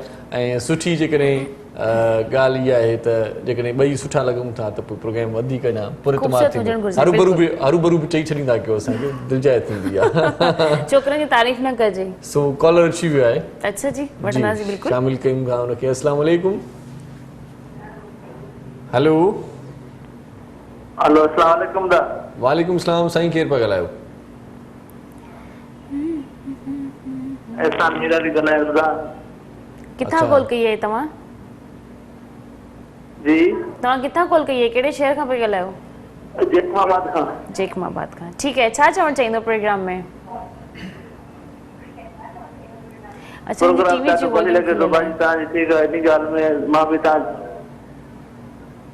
सही सही भाउ, वॾी महिरबानी आहे तव्हांजी। पर टीवी जो वॉल्यूम तव्हां जेके घटि कंदो त आवाज़ ॿुधण में आसानी जी थी। बिल्कुलु वॾी महिरबानी। Thank you so much for calling. सही सही। के माण्हू वरी छा कंदा आहिनि त जंहिं महिल टेलीफोन कंदा आहिनि त हुनजी दिलि में इलाही ॻाल्हियूं हूंदियूं आहिनि त सदब सां ॻाल्हाईंदासीं, इरशाद कीअं चवंदासीं, ऐं पोइ जॾहिं टेलीफोन कॉल मिली वेंदी आहे त पोइ सभु ॻाल्हियूं विसरी वेंदियूं आहिनि। सम्झ में ॻाल्हि ईंदी आहे छा। पर मां वरी पंहिंजे व्यूअर्स खे अगेन हिकिड़ी ॻाल्हि उहो ई चवणु चाहींदसि त तव्हां जेके बि असांजे प्रोग्राम में कॉल कयो था, कंदा रहो। यकीन मां ई तव्हांखे हिते वेठी चवां थी, कॉल कयो, प्रोग्राम में शामिलु थियो, शेरो शायरी करे सघो था, पंहिंजी आवाज़ में गानो ॿुधाए सघो था। जेकॾहिं कंहिंजी बर्थडे या शादी जी सालगिरह आहे तव्हां उहा बि विश करे सघो था असांजे हिन ख़ूबसूरत प्लेटफॉर्म सलाम सिंध खां। पर जेकॾहिं तव्हां असांजे प्रोग्राम में कॉल कयो था त ॿिराए महिरबानी पंहिंजे टीवी जो वॉल्यूम घटि रखंदा कयो। तव्हांजी टीवी जो वॉल्यूम हुजण जी वजह सां तव्हां पंहिंजी आवाज़ ॿुधण जे चकर में, मां तव्हांखे यकीन ॾियां थी असांजो प्रोग्राम लाइव ई हूंदो आहे। तव्हां पंहिंजी आवाज़ ॿुधण जे चकर में तव्हां खां ॻाल्हियूं बि विसरी वेंदियूं आहिनि ऐं तव्हां असांजी गुफ़्तगू उहा न थी सघंदी आहे जंहिं वजह सां तव्हां कॉल कई हूंदी आहे। तव्हांखे जेकॾहिं पंहिंजी आवाज़ ऐं हिन प्रोग्राम खे इंजॉय करिणो आहे, पंहिंजी आवाज़ खे ॿुधणो आहे, त राति जो 1 बजे असांजो प्रोग्राम वापसि रिपीट हलंदो आहे। तव्हां प्रोग्राम खे ॾिसी इंजॉय करे सघो था। ऐं असांजे यूट्यूब ते बि असांजो प्रोग्राम फौरन अची वेंदो आहे। तव्हां सर्च करे अॼु जी डेट विझी ऐं सलाम सिंधी लिखंदव त असांजो प्रोग्राम साम्हूं अची वेंदो ऐं तव्हां पंहिंजी वॉइस खे, पंहिंजी कॉल खे इंजॉय करे सघो था। खालिद खान साहब असां सां गॾु आहे। खालिद साहब, आप ज़ाती राय क्या देंगे कि मुल्क की सूरत हाल क्या होने जा रहा है, क्या होने वाला है? बहुत सारे लोग खुद मतलब कुछ ना कुछ सोचते हैं, कुछ अपनी राय देते हैं। आप क्या समझ रहे हैं कि क्या चक्कर लग रहा है आपको? देखें चलो भाई, सूरत हाल ये है कि इस वक्त जो मुल्क की सूरत हाल है, मतलब तो कराची की बात करते हुए लगता है कि छोटी सी बात हो रही है, यानी जो मुल्क का ताल्लुक भी तो कराची से है ना, कराची भी उसी का हिस्सा है। यानी मुल्क की सूरत हाल इस टाइम ये है कि एक तो मसाइल में घिरे हुआ है पाकिस्तान वैसे ही, चाहे हमारी क्या समझ रहे हैं इमरान खान को टफ टाइम दिया जा रहा है? इमरान खान को देखे टफ टाइम उस वक्त दिया जाएगा जब इनकी अपनी अपनी फाइलें बंद करके एक फाइल पर आएंगे ये। अच्छा, मतलब देखे ना, जितने भी अपोजिशन के लोग हैं, अलायंस बनाया है, लोगों ने काफ़ी रिस्पांस भी दे दिया उनको, ऐसा नहीं है। लेकिन अगर इन्होंने अपनी अपनी फाइलें खोल के रखी अपनी टेबल के ऊपर, तो मैं समझता हूँ कि इमरान खान को देना बहुत मुश्किल होगा। इमरान खान को जो टफ टाइम दे रहे हैं उसके अपने वजीर दे रहे हैं। अच्छा, हाँ, मतलब ये अपोजिशन तो जो कुछ है, लेकिन उसके अपने वजीर जो है ना, 3-4 जो मतलब मुख्तलिफ किस्म की बोलियां बोल रहे हैं, वही उसके लिए काफ़ी हैं, वही उसको डुबोने में कोई किरदार अदा करेंगे। अपोजिशन की सूरत हाल ये है कि अपोजिशन अगर एक पेज पर आती है, ये अल्लाह का शुक्र कह लें इनके लिए कि ये जो है कि इसका मामला जो सिंध के अंदर हुए, जिस तरीके से आपस में इनको लड़वाने की कोशिश की गई, तो वो मतलब हो नहीं सका मामला। और उसके अंदर बिल्कुल वाज़े पॉलिसी, ख़ास तौर से बिलावल भुट्टो की जो वाज़े पॉलिसी आई, उसने जो है बड़ा वाज़े कर दिया। नहीं तो मैं समझता हूँ कोई कसर नहीं रह गई थी उसको करने की। लेकिन क्या मतलब इनके जो है कि इसका मफादात एक हैं? क्या ये जो बात कह रहे हैं वो बिल्कुल सही है?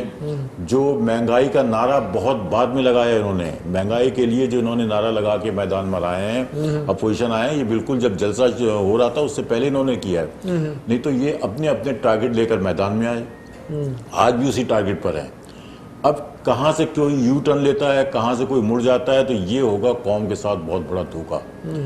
हम से मुराद अवाम की ख्वाहिश ये है कि एक जमहूरिया पल इस मुल्क में पाकिस्तानी चले। अवाम बड़ी भोली है, मासूम है बेचारी। अच्छा, भोली भी है, बातों में आ जाती है जल्दी से। अच्छा आती इसलिए मैं देखे मतलब एक बात है माजरत के साथ, नवाज शरीफ साहब ने क्या कुछ नहीं किया, लेकिन पुरानी अगर क्लिप्स हम देख रहे हैं तो एक दूसरे के खिलाफ जो बातें कर मैं रहे इसी हैं, पर आ एक रहा हूं। दूसरे को गालियां इसी दे बात रहे पे आ हैं, रहा एक हूं दूसरे कि को शर्म हया की बातें वो- बता रहे हैं, यानी इस लेकिन टाइम अभी पता नहीं अवामी मफादात के हवाले से साथ बात या यह है कि खुद के आज मफाद के इमरान हवाले से खान साथ की है। जो गुफ्तगू होती है बड़ी बदतमीजी की गुफ्तगू होती है, रोई तोई की गुफ्तगू जो है ना, मतलब जेब नहीं देती है।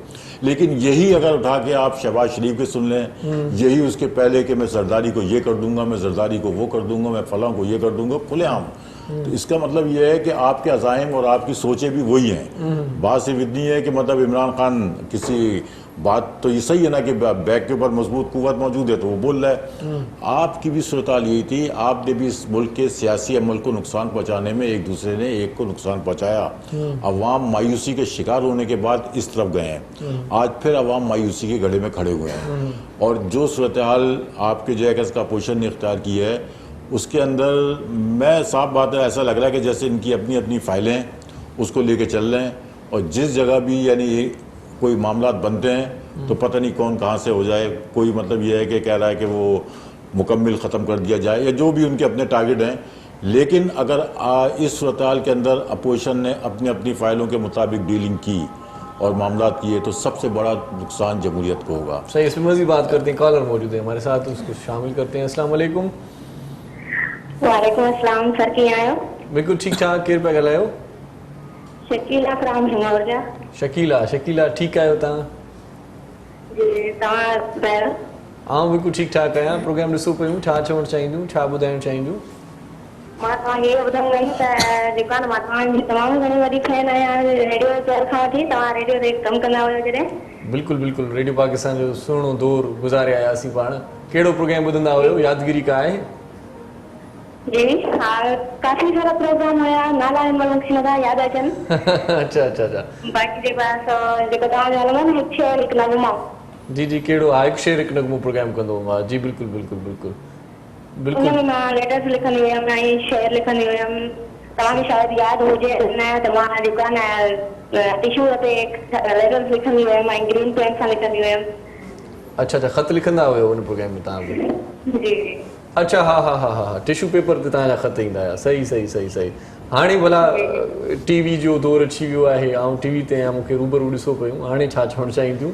शाइरी हाणे बि कॾहिं कॾहिं ॿुधाईंदो? त मां तव्हांखे ॾिसां, उहा ख्वाहिश पूरी थी वई आहे मुंहिंजी। अच्छा, वॾी महिरबानी, लख तोरा। को गीत को झुंगारींदो, कुझु ॿुधाईंदो? को शेर को गीत को ॿुधाईंदो मुंहिंजे प्रोग्राम में? न सर, अहिड़ो कुझु मुंहिंजो न आहे, मूंखे न ईंदो आहे गुनगुनाइण या जेको आहे हर शेर कोई यादि न आहे। भलो ठीकु आहे, वॾी महिरबानी, लख थोरा तव्हांजा। तव्हां क़ीमती वक़्तु सीड़ायो, असांजे प्रोग्राम में शामिलु थियो, तव्हांजो मोहबतूं शामिलु। उमेदु आहे त तव्हां असांजे प्रोग्राम में शामिलु थींदा रहंदव। ऐं तव्हां जेकॾहिं मुंहिंजा पुराणा ॿुधंदड़ आहियो त पोइ तव्हांजे नाम हिकिड़ो ख़ूबसूरत शेर कयां थो त हूअ मूंॾे वरी जो वरण थी घुरे, हूअ मूंॾे वरी जो वरण थी घुरे, घाव माज़ीअ जा शायदि भरण थी घुरे। हूअ मूंॾे वरी जो वरण थी घुरे, घाव माज़ीअ जा शायदि भरण थी घुरे। जेका गॾिजी जीअण में नाराज़ी हुई, सा त गॾिजी हाणे मरण थी घुरे। हूअ मूंॾे वरी जो वरण थी घुरे, घाव माज़ीअ जा शायदि भरण थी घुरे। वॾी महिरबानी शकीला, तव्हांजी उम्मीद आहे तव्हां वरी असांजे प्रोग्राम में शामिलु थींदा रहंदो।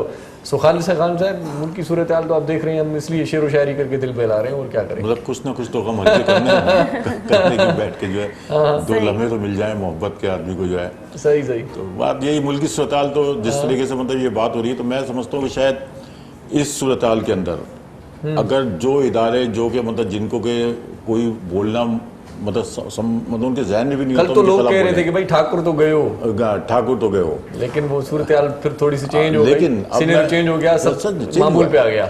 मामूल पे नहीं आ गया है। मैं कह रहा हूँ कि और ज्यादा उन लोगों के लिए खतरनाक हो गया है जो ये कह रहे थे कि क्या इसका जी इनके खिलाफ नहीं बोले, इनके खिलाफ नहीं बोले। खुद उनके अमल ने जो है ना कि इसका ऐसी बात, इस वाक़े ने इतना ओपन कर दिया है कि अब तो बोलना पड़ रहा है। सही सही सही। क्या समझते हैं इमरान खान साहब, थोड़े से ज्यादा जज्बाती नहीं लग रहे आजकल? मतलब वो इस तरह से जिस तरह से बोल रहे हैं, ये मतलब दाढ़ी पे हाथ रख के मैं कि कह रहा हूँ तुम कि आओ इमरान आप खान तुम्हें दे सियासतदान तो दूंगा, है ही नहीं ना। ये तो धमकियां दे रहे हैं डायरेक्ट। मतलब वो तो एक तरीके से देखा जाए सियासतदान नाम की चीज नहीं है, और उसकी पार्टी भी एक क्लब है, वो मुख्तलिफ लोग जमा हो गए और जमा होकर अपनी सियासत कर रहे हैं। तो उसको तो मतलब ये कि जबरदस्ती ला के बैठाया, और ऐसे ही लोग यस सर यस मैन हो सकते हैं जो कि मतलब काम कर सकते हैं, लेकिन जिसमें थोड़ी सी भी अगर कुव्वत फैसला है तो वो कहीं ना कहीं तो रुकावट बनेगा ना। तो यही सूरत मुल्क की है, मुल्क की सूरत सरहदों की सूरत आप देख ले, रोजाना 8, 10, 5 हफ्ते में 10 दिन के अंदर जो है कि इसका हमारे फौजी शहीद हो रहे हैं सरहदों के ऊपर। वो किसकी पॉलिसियां हैं, वो कौन सी पॉलिसियां जिसकी बुनियाद पर आज जो है बच्चे जो है 24 साल के 22 साल के फौजी जो है कि इसके बेचारे, जिनको देख के जो है कि इसका वो कौन भाई बहन होगा जिसके आंसू नहीं निकलेंगे, वो सरहदों पे शहीद हो रहे हैं। तो ये पॉलिसियां भी तो गिनो, इनका भी तो फैसला करो कि इस मुकाम पे इन सरहदों को लाने वाला कौन है, कि आज तक हम भुगत रहे हैं उस चीज को, उसकी भी तो पनिश करें। क्या वो मुल्क के खिलाफ जो है कि इसका साजिश नहीं थी कि आज जो है कि इसका हम अपने ही लोगों को, हमारी जिगर गोश है ना जी, हमारी बच्चे माँ हैं, उनके बच्चे हैं जो कि इस मुल्क के हैं, शहरी हैं, आप सिंध के, बलूचिस्तान के, पंजाब के, जहाँ के देख लो, मतलब फौजी जो है वो शहीद हो रहे हैं। तो मतलब ये चीज़ें वो हैं जिसको कि उन लोगों को सोचना चाहिए। फिर इस मुल्क को इन सियासतदानों के हवाले करें, 5 साल पूरे ठीक है करें, लेकिन बैक के ऊपर अगर आप इनको जो है इस तरीके से हौसला अफजाई करेंगे तो ये कुछ लोग तो जिसे कहना चाहिए, एक लफ्ज़ बहुत वो है कि ये बदमाश है, इनमें ये अपने अपने इलाके के बदमाश हैं, ये इंटरनेशनल बदमाश हैं, ये आज़ाद लोग हैं, इन्होंने कभी सियासत नहीं की है, सियासत में यहाँ के बैठ गए, इनको इक़्तिदार मिल गया है और ये इस तरीके से मामला कर रहे हैं। तो मैं समझता हूँ कि इस वक्त मुल्क के अंदर जो सूरत हाल है, यानी सियासी पार्टियों में तो जो सूरत हाल है वो आपके सामने है। तहरीक की जहाँ तक ताल्लुक है, मुस्लिम लीग ने कभी तहरीक नहीं चलाई है, कभी उसने कोई कुर्बानी नहीं दी है। फजलुर रहमान साहब ने कभी कोई तहरीक सड़क के ऊपर नहीं चलाई है, वो मजमा जमा कर लेते हैं लेकिन कोई तहरीक नहीं चलाई है। मदरसे के हों, कोई भी हो, वो भी शहरी हैं, मुझे तो इससे भी इख्तलाफ है, अगर मदरसे के लोग आ रहे हैं तो वो भी तो शहरी है ना जी, वो भी तो इस मुल्क के हैं। वो मजमा जमा कर लेंगे लेकिन तहरीक नहीं चला सकते, ना उन्होंने कभी चलाई है। हाँ, उनके जो कहते हैं ना कि उनके असलाफ ने जो है हिंदुस्तान में चलाई थी, तो वो मतलब ये है कि वो एक अलग है, असलाफ के अंदर और बहुत से लोग भी थे, लेकिन इस मुल्क के अंदर उन्होंने कभी भी तहरीक नहीं चलाई। सिर्फ एक पीस पार्टी को कह सकते हैं कि उसने इस मुल्क के अंदर जो है कि इसका तहरीक चलाई है और एक जद्दोजहद है, उसकी एक मिसाल मौजूद है। लेकिन अब वो इस तरीके से बाउंड हो गई है एक अपने मखसूस उसके अंदर कि वो पूरे मुल्क के अंदर कोई रोल अदा नहीं कर सकती है। सही। तो और फिर जो पूरे मुल्क के अंदर रोल जो कारकुन अदा कर सकते थे, वो एक जमात बची थी, जमात इस्लामी, कि वो अगर होती वो इनके साथ शामिल नहीं है, कि जिसके तलबा विंग और मजदूर विंग और जो दूसरे लोग हैं वो पूरे मुल्क के अंदर जो है इसका निकल सकते थे। तो मतलब इस तहरीक का तो यही है जो इन लोगों के जहनों में भी है कि बस एक मुकाम पे ले जाके कोई मामला बनते हैं तो वो बैक हो जाएं।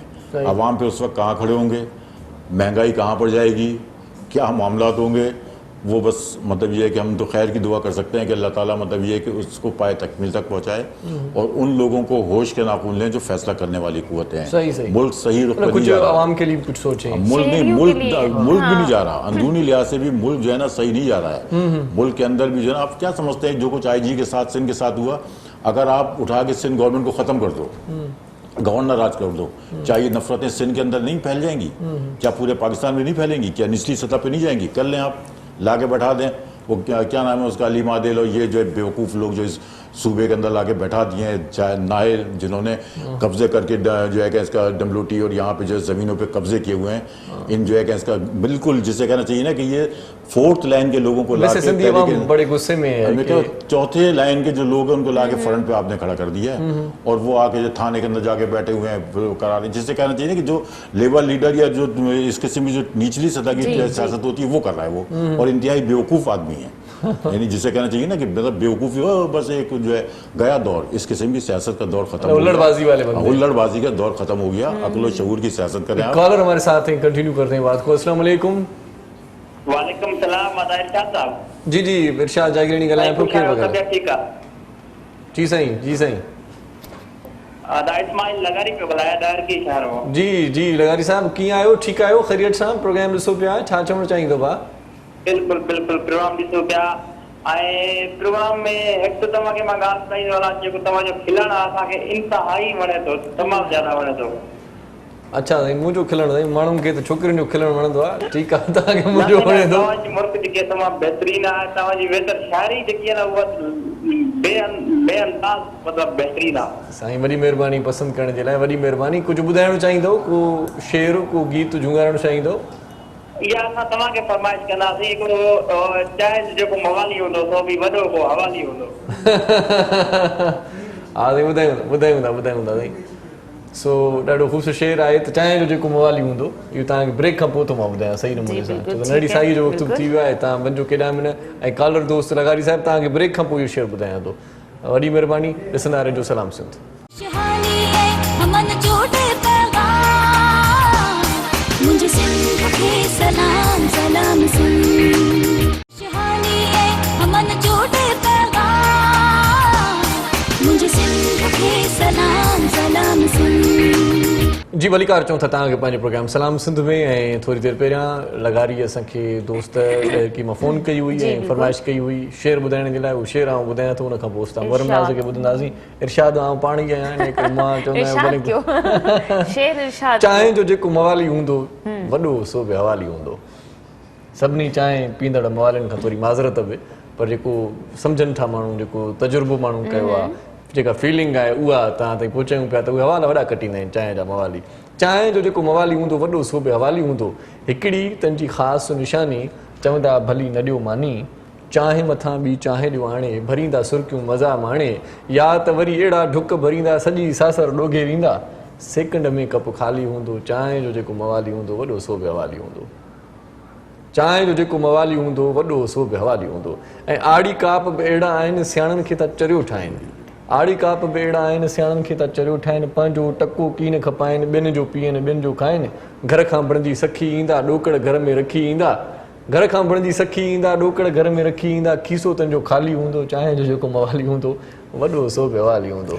ऐं जॾहिं लॻंदी अथनि ॿाड़ वञी हणंदा कंहिंसां ड्राड़, कमु कहिड़ो अथई हुकुम कर तूं चङो ठीकु आहे बिल त भर तूं। कमु कहिड़ो अथई हुकुम कर तूं चङो ठीकु आहे बिल त भर तूं, थी वेंदो तुंहिंजो कमु सुभाणे सुबुह जो हूंदो माण्हू थाणे, छो त आर्डर अहिड़ो जाली हूंदो। चांहि जो जेको मवाली हूंदो वॾो सो बि हवाली हूंदो। ऐं आचर जॾहिं मोकल ते वलू वारे होटल ते, ऐं जेके ॿराड़ी में होटल हूंदा आहिनि उन्हनि जा नाला अहिड़ा हूंदा अथव, वलू ढलू इहे कहिड़े क़िस्म जा फलाणो होटल, त हिते त वरी कराची में त बारबीक्यूज़ ऐं अहिड़ा आहिनि न। सो आचर जॾहिं मोकल ते वलू वारे होटल ते वॾी रश कंदा थी, अहिड़ा थी पवंदा थी चांहि ते झेड़ा, ॿाहिरि मूड़ो कढी खट, इरशाद पीअंदई ॿ टे कट, पीअंदो फुल न प्याली हूंदो। चांहि जो जेको मवाली हूंदो वॾो सो बि हवाली हूंदो, वॾो सो बि हवाली हूंदो। सो ईअं मिड़ई खिल भोग जो शेर तव्हांखे ॿुधायोसीं। ऐं हाणे वरी अचूं था संजीदा मौसीक़ी तरफ़, संजीदा शाइरी तरफ़। उस्ताद मोहरम नाज़ सां गॾु वेठो आहे। ख़ालिद भाई एक अच्छा सॉन्ग सुनाते हैं आपको, क्या ख्याल है? जी जी साईं मोहरम साईं। घना साया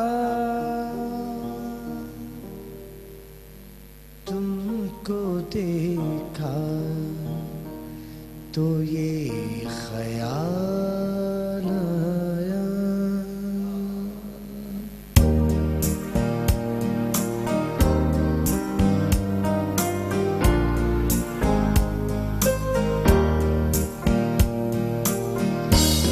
तुमको देखा तो ये ख्याल आया, तुमको देखा तो ये ख्याल आया, जिंदगी धूप तुम घना साया, जिंदगी धूप तुम घना साया, तुमको देखा तो ये ख्याल आया, तुमको देखा तो ये ख्याल आया, जिंदगी धूप तुम घना साया, जिंदगी धूप तुम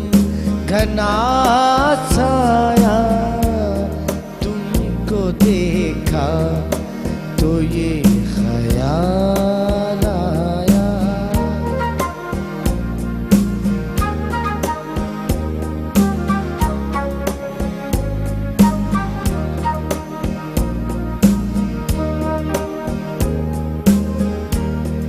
आज फिर दिल ने एक तमन्ना की,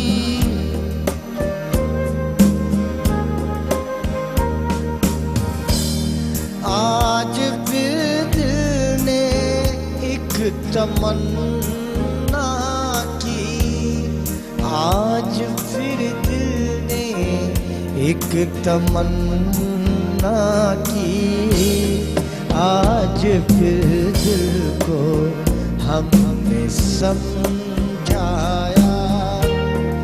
आज फिर दिल को हमने समझाया।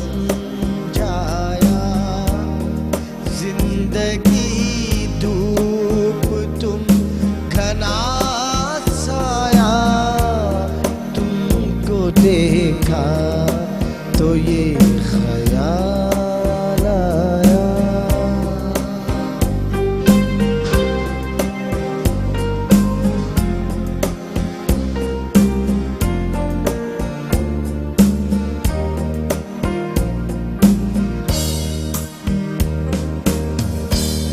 तुम चले जाओगे तो सोचेंगे, तुम चले जाओगे तो सोचेंगे, क्या तुझे खो के हमने क्या पाया, क्या तुझे खो के हमने क्या पाया। जिंदगी धूप तुम घना साया, तुमको देखा तो ये ख्याल आया, तुमको देखा तो ये ख्याल आया। जिंदगी धूप तुम घना साया, जिंदगी धूप तुम घना साया, तुमको देखा तो ये ख्याल आया।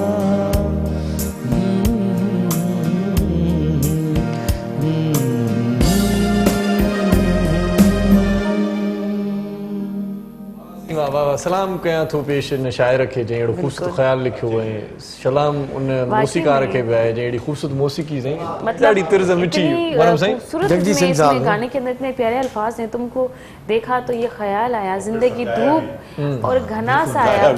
और वाकई में ये हकीकत है, हम अपनी जिंदगी की भागदौड़ में इतने थक चुके हैं, इतनी हमें अपनी जिंदगी की परेशानियां, ये बातें वो बातें, और मतलब वाकई में हर एक पाँव की एक उंगली दुख रही होती है कभी कभी। तो इतना जिंदगी एक धूप है और आप एक घना साया। अगर जिंदगी में कोई आपको ऐसा शख्स मिल जाए जिसके साथ बैठ के ऐसा लगे कि अब आके सुकून मिले, जिसको देख के आंखों को एक सुकून मिलता है और दिल नहीं करता कि वो हमसे दूर जाए, हमारे साथ बैठा रहे, बातें होती रहे, मतलब और जब रुखसती की बात होती है, चले भाई अब हम जा रहे हैं, तो वो जो दिल दुखता है अंदर से कि नहीं अभी नहीं जाओ, 5 मिनट और 5 मिनट और। तो गाने में बड़ी गहराई है अगर सुकून से सुना जाए तो। वो मैडम नूरजहां ने गाया था ना, आए हो अभी बैठो तो सही, जाने की बातें जाने दो। अच्छा, वो घने साए खत्म होते जा रहे हैं, मतलब वो मोहब्बत कम होती जा रही है, वो अपनापन खत्म होता जा रहा है। क्या बात ये क्या हो गया? कराची से आप खैरपुर जाते होंगे ना, या जब मैं यहाँ से हैदराबाद जाता हूँ तो वो जो लोगों के साथ बैठ के सुकून के साथ चल लम्हे मिलते हैं, उसमें बड़ा सुकून मिलता है। ये बड़ी मसरूफ जिंदगी है जिसके अंदर हम और आप गुजारा करते हैं, यानी घर वालों को टाइम नहीं दे पाते हैं आप। सही है। तो जब इस किस्म की शायरी या दोस्त अच्छे मिल जाएं तो ये अच्छा, ये तो हम तीनों साथ बैठ के ये गाना सुन रहे थे, लेकिन मैं गारंटी के साथ कह सकता हूँ कि कोई हसास दिल अगर इस गाने को अकेले में सुने तो वो रो पड़ेगा। मतलब इतनी मोहब्बत की मतलब कमी हो गई है, इतना फुकदान हो गया है, अपनापन नहीं रहा, सहारे नहीं रहे, कोई अच्छा मशवरा देने वाला नहीं रहा, कोई अच्छा दोस्त नहीं रहा जिसको अपनी राजदारी बताई। कमर्शियल लाइफ है जो हम गुजार रहे हैं बस। आजकल कहते हैं आपका सबसे बड़ा दुश्मन वही है जो आपका सबसे बड़ा हमराज है। कभी भी दोस्त मत बनाना। सही बात। कभी मेरी मम्मी का मतलब ये मुझे शुरू की डायलॉग बताए, कभी भी किसी को दोस्त मत बनाना। तुमने जिसको सबसे ज्यादा हमराज बनाया वही तुम्हारा सबसे बड़ा दुश्मन है। और कभी आज तक मुझे याद नहीं मेरी कोई सहेली या कोई दोस्त है कुछ भी नहीं, बस मेरे जो है मेरी फैमिली है। और वाकई में हम अपने घर की अपनी फैमिली में अपनी परेशानी में इतने मसरूफ हो गए। मैं यहाँ से जाती हूँ, मेरी एक अपनी रूटीन है, जाके थोड़ी देर बैठूंगी फैमिली के साथ, फिर थोड़ी देर रेस्ट कर लेती हूँ, सो जाती हूँ, शाम को उठती हूँ, वॉक पे चली जाती हूँ। वॉक से वापस आते हुए हम दोनों बहनें बातें कर रहे होते हैं, बस रात हो गई, अब हमें सोना है, सुबह फिर उठ के मुझे जाना है, फिर वहाँ से वापस आके फिर मुझे थोड़ा खाना खा के वैसे रेस्ट करना खालिद है, साहब क्या और फिर समझते हैं शाम को क्यों फिर वही ये सोना है। मोहब्बतें कम क्यों हो गई, क्या असबाब क्या है? देखिए फासले जो माशरती तब्दीलियाँ आई हैं ये वक्त के लिहाज से असरात तो इंटरनेशनली पड़ते हैं। देखें ना, हम जहनी तौर से ग़ुलाम होते जा रहे हैं किसके, इंटरनेशनल उन ममालिक के जो कि मतलब एक कमर्शल हो गए हैं, उनके जहनी हो गए हैं। आज भी हमारे माशरे के अंदर चाहे जैसा भी घराना हो, चाहे देहात का हो या शहर का हो, उसके अंदर जो रियल फैमिली है उसके अंदर मोहब्बतें हैं, लेकिन उसको भी तोड़ा जा रहा है और उसके अंदर बहुत से अवामिल दाखिल हो गए हैं। मतलब ये है कि फासले जिस तरीके से पैदा किए जा रहे हैं उसमें मोहब्बतें कम। फिर ये जो सरमायादाराना निज़ाम है इसने जो है कि इसका लोगों के अंदर फासले पैदा कर दिए हैं। अच्छा। इस सिस्टम ने जो है लोगों के अंदर सरमाए की तलब और फिर उसकी कोई हुदूद भी नहीं। देखें ना, सरमाया आ गया यहाँ, तो अब जो इतलात आती है कि यानी बेटे ने बाप को कत्ल कर दिया, माँ को कत्ल कर दिया पैसे के लिए, तो ये वो वसाइल है जिससे के आसार हैं सारे। नहीं मतलब पहले ज़माने में ये होता था कि अगर कोई दोस्त आना चाह रहा था या आता था घर पे या कोई मेहमान आता था तो घर पे ये बोला जाता था कि भाई आएंगे साथ में खाना खाएंगे, साथ में खाना फिलहाल नहीं खाते। बिल्कुल सही। अब ये है कि भाई वो आने वाले, खाना खा लो, खाना खा लो जल्दी, वो आएंगे। अल्लाह ताला होता भी यही था, हम लोग भूखे मरे होते थे। बच्चों को भी मतलब ये भी नहीं आता कि हमारी अम्मी हमें भी खाना नहीं देती थी, नहीं वो अब 3 बजे आए, 4 बजे आए। अच्छा, आने के बाद अब ये होता था चलो अब दस्तरखान खुलेगा, पहले मेहमान खाएंगे फिर बच्चे खाएंगे। बिल्कुल। और बच्चों को इतनी तहजीब तमीज, भाई आप दस्तरखान पे अभी नहीं बैठोगे जब तक मेहमान खा के फ्री ना हो जाए। ये अमल था हमारे इस हवाले से। एक इज्तिमाई अच्छाई थी ये, हाँ, माशरे के एक तमाम कॉलर लोगों- ले लेते हैं बिल्कुल। लेकिन इस हवाले से, मौजू के हवाले से, एक हमारे सिंधी शायर हैं बहुत अच्छे, अयाज गुल, उनका एक शेर मुझे याद आ रहा है, उर्दू में ट्रांसलेट करके बता रहा हूँ आपको कि रोज मिलते रहें तो अच्छा है, रोज मिलते रहें तो अच्छा है, फासले फासले बढ़ाते। बहुत। तो एक कॉलर है हमारे साथ। अस्सलाम वालेकुम। हेलो। वालेकुम सलाम जी, केर पे ॻाल्हायो?